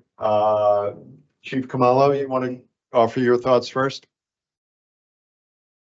Yeah, thank you, Acting Chair. So I think at this time, because we haven't had an opportunity to fully dive or look into the other, issues or incidents or additional information related to other deliverers. We can't really opine fully on this because we have not done some due diligence review related to this. So I think at this time, is Commissioner Camargo alluded, what we did with delivery operators and delivery carriers, there was a lot of work that was put into that to sort of look, to see what other jurisdictions are doing. That was done in collaboration with government affairs. Also, we had to look internally at different things that were related to that. So I think at this particular time, the biggest concern, as you always know, is public safety. The B2B, they do have an opportunity to be able to actually carry a product that's really worth more value than delivery carriers or delivery operators. So I think, for us right now at this particular time, we're not able to really fully opine on this or give you a position that really that the board can rely on without, doing further homework or looking more into this. Can I ask a follow-up? Sure. Yeah. Commissioner. Chief Kamado, thank you so much. I just want to add a follow-up, and I know, I think Andrew brought up the section and how it relates to a few others, but my particular, because you're saying from cultivation to, yeah. But my concern is right now is that third-party transporter license itself and the amount that's being carried. As for the labs, I think it's something that's it makes a lot of sense. We all know that labs are carrying probably something, that we can put in the palm of our hand, right, or in two hands. So I know it's a little different for the labs. I also know that we're going to have another regulatory round, and I know that to the public or even to us as commissioners, it may not be fair one group or the other, but I think that for me, just in terms of having more information and understanding the amounts with third-party transporters, I'm sort of not there right now. When it comes to the labs, it sort of makes sense because we know the amount that they're carrying. It's very, very small. So again, just thoughts, perspective. Director Binkowski, I know you turned your camera on. I just want to give you the opportunity to offer any insights or thoughts you have as well. Thank you, Mr. Chairman. No additional, nothing else to add other than what Chief said. We can certainly do a deep dive and audit the information we have and provide information to the board. And we can include the ITLs in that as well as third-party transporters. Commissioner Roy. So the language proposed addresses the amounts. So if they had $5,000.01, they'd have to have 2 agents in the vehicle. For which license, Commissioner? So if we lift and shift the language, they had, regardless of if it goes to 50,000, if they're $5,000.01, they have to have 2 agents in the vehicle. Well, that means for third-party operators, they'll always have 2 agents in the vehicle because they're big. And that's okay. So would anybody else over $5,000? Delivery operator, delivery courier, anybody who's carrying more than 5,000 would have to have 2 drivers. You see, I think that's where the concern is that gonna be, if us making that change, is that gonna be viable for that license? What's the impact of that? Then don't change, then don't change the 2 to 1 for that. I'm a little confused. Yeah. We're talking about, so what, okay, so ITLs. ITLs, I think that makes sense completely. But we're not changing it for a specific license type. We're changing it from marijuana establishment to marijuana establishment. Right, which is a third-party transporter license. Doesn't have to be. It doesn't have to be.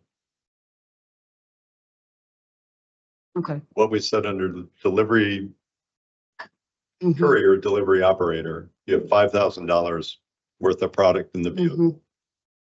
You can use one agent to get it there.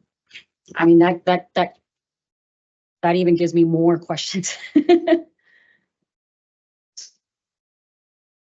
But I mean, Yeah. what questions does it raise for you? Let's go through it. Let's probably go through the scenarios. Yeah. Go ahead. So I guess so why don't we read the section in terms of, back to the section? So this is section 13. Transport, under 500-105. This is transportation between marijuana establishments. A, general requirements. And where any change or edit would probably take place would be under 6. The existing language says all vehicles transporting marijuana products shall be staffed with a minimum of 2 marijuana establishment agents. At least one agent shall always remain with the vehicle when the vehicle contains marijuana or marijuana products. So again, which is why I suggested it when we got to this point to look at delivery and see what delivery was going to say. And it would probably say something similar to the maximum retail value of marijuana or marijuana products allowed in a marijuana establishment's vehicle at any one time shall not exceed $5,000, provided, however, that a vehicle with 2 agents shall be allowed to have, be allowed to have the maximum retail value up to $10,000. We certainly know third-party transporters deliver well in excess of $10,000. They'll have 2 agents. And they would have to have 2 agents. And then obviously each marijuana product shall be associated with a specific individual order for the purpose of this provision. Maximum retail value shall mean the aggregate value of medical use marijuana and marijuana products as priced on the day of the order for patient delivery. Commissioner? Is even more of a safeguard because we're saying retail value, not wholesale value. And so there's more of so there'll be less product in there. The product is we're pricing it at a higher price, retail versus wholesale. I know it's 5:03, but I would love a moment to speak to legal so that I can understand some things for myself. Okay. 5 minutes, 10 minutes, wait. Right. Okay. Well, can I ask you a question? If you're not comfortable today, does that mean this totally removes B2B, and we're voting on this, or do we come back next week? So we have time and so we can vote on it as a package. In other words, we can pause today. That will give you time and not vote on this. And then come back maybe next week when we have all the information we need and then vote on it. So I don't know, Commissioner Roy. So I want to, if you give me 10 minutes to speak to legal so that I understand a few things that I'm concerned about. And again, I asked Matt to do this on Tuesday, right? No one else did. So I want to make sure that I understand it. We appreciate that. And I also, in the meantime, reached out to 2 third-party transporters and asked them what their average transported shipment was. And it was it was bare minimum $10,000 is what was shared back to me. Where minimum over 10,000. The minimum is $10,000 to $20,000, but it can go upwards from there. So before I have a quick 10-minute break with legal, what would be your recommendation? What I'm thinking about is that the language that we're offering for delivery carrier, The 5 to 10? delivery courier, and delivery operators, you have $5,000 in value. First of all, you must comply with all the transportation regs. A lot of those mirror what is required of a delivery courier operator in terms of the car, fitting out the car, the GPS system. We've already made change to the, when you need to check in if you're on a trip. I would say that language of up to $5,000, you're gonna have one agent in the car. And I think we can make a strong argument that we're keeping that consistent. We just changed it with medical delivery, albeit to consumer, delivery courier and operator, albeit to consumer. And this would be between marijuana establishments, setting that barrier and keeping it consistent of $5,000 in product. In retail price, Retail price. not wholesale price. Mike Baker and Tim, can I have just 10 minutes with you all? Maybe less than 10 minutes? Is that okay? Of That, course. that'll determine where we're at. Okay. Thank you. We'll break till 5:20.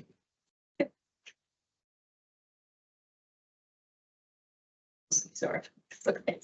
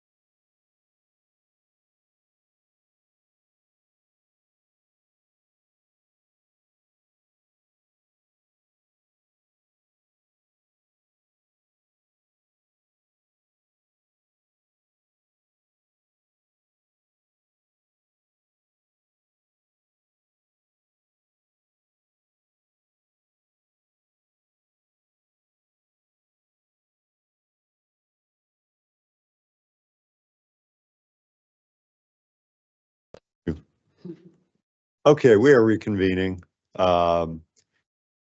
Just happy to offer a suggestion of we can schedule another meeting next Wednesday, because we would not be able to post it any sooner than Monday. Just want to be clear, and I'll ask Attorney Baker. I don't think any of us want to miss the November 8th publication deadline. If we were to have further discussions on this last remaining topic on Wednesday, would that still leave you and the legal team the time and the ability to make sure that that we meet the Secretary of State's publication deadline? Yes. So if I may, Mr. Acting Chair, I just want to clarify something. So we have to get all of our information relative to the regulations, forms. There's a bunch of requirements that we need to close the loop on here. But we can get that done, I believe, by the 8th. But I just want to clarify for the record here for both our staff and licensees that those regulations would take effect 2 weeks after, on the 22nd, so that everyone's on the same page. So no matter what, our deadline here has always been November 8th. I believe that if we have that conversation on Wednesday, we still will have enough time to finish that and get everything in that we need to for the 8th. So I do believe we can continue the conversation then if you so choose. Okay. And thank you for correcting me. I know we want to make the publication deadline of the 8th, and thank you for further clarifying that they take effect 2 weeks after the publication date on the 8th. So on the 22nd. 22nd, sorry. 22nd, 2 weeks after that. That's when one driver can, yeah. Yep. The date right in front of us is November 8th, and we don't want to miss that date. But Commissioner, go ahead. Well, first of all, thank you for the break and the legal counsel. Tim, Mike Baker, Kajal, our general counsel, and Noam, our chief of investigation enforcement, were on the call, just for the record. So I had to draw a map under, this section. And Andrew, you talked about it a little bit in terms of B2B. It not only third parties, not only testing, everything delivery, everything B2B, cultivation, product, everything back and forth. Commissioner Roy, I know you said that we've already done changes to B2B today, and we have, and I'm glad that we've made those changes. I think it'll help them and have less burden. But the intent of this regulatory round were the 4 issues that we had, and I understand that some things came up. In having a conversation with the chief of investigation and enforcement, I asked, how comfortable in terms of, and you heard her, she said it live, but how comfortable are we in terms of these changes? I know that the 5,000 to the 10,000 it's a no-brainer for all these licenses, or not a no-brainer, but it will help these licenses. But I'm uncomfortable that trying to support and move these licenses forward without really understanding more of the dynamics within these licenses and the limits in terms of, are we trying to do good? Are there other impacts? And I don't understand that right now in terms of some of these other situations. And I go back to, the intent of this and making sure that we can take care of these regs today. And we're going to open the regs for social consumption in a few, like December 5th, we're going to present to everybody, and then we're going to open the regs. And I know there's going to be more stuff that's going to be on there. I don't know if even on Monday, I believe it's all hands on deck for the executive director. And then I don't know if that's enough time for us to really, again, I'm not on the other teams that would have to do a thorough analysis of this sort of triangle of licenses and delivery and B2B throughout the regs. So for me, it's like, I know we're in a bind right now, but I go back to the intent of this and I feel comfortable with the work that we have done thus far today. And I'm happy to vote on it today. If we do a Wednesday meeting, I don't know if that gives our whole team enough time to go through everything, and if it, yeah. Oh, Okay.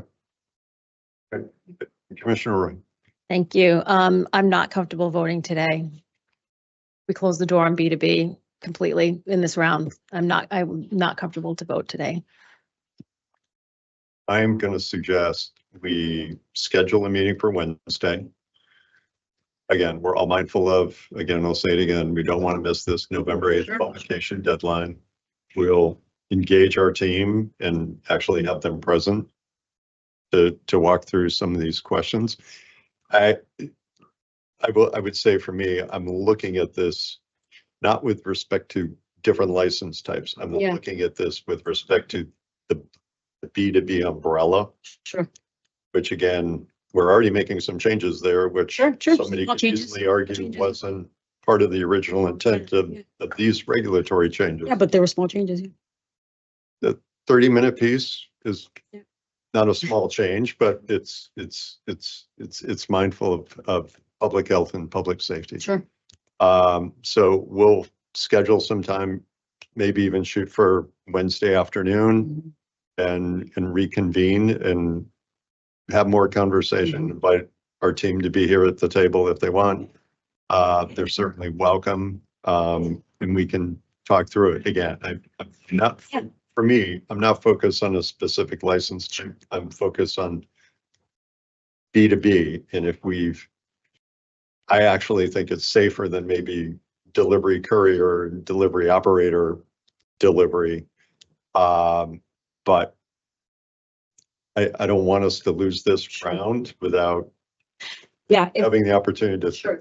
But I completely respect the questions you want to make sure you have answered as well. And if I may, I will say that, it's unfortunate because and I know that this sort of came up, but if it was something that was coming up, if you all were interested, then we should have done a little bit more kind of conversation and work in the meantime, because the intent of these regs are really about looking at some of the equity when it came to some of these licenses, especially when it comes to the delivery license.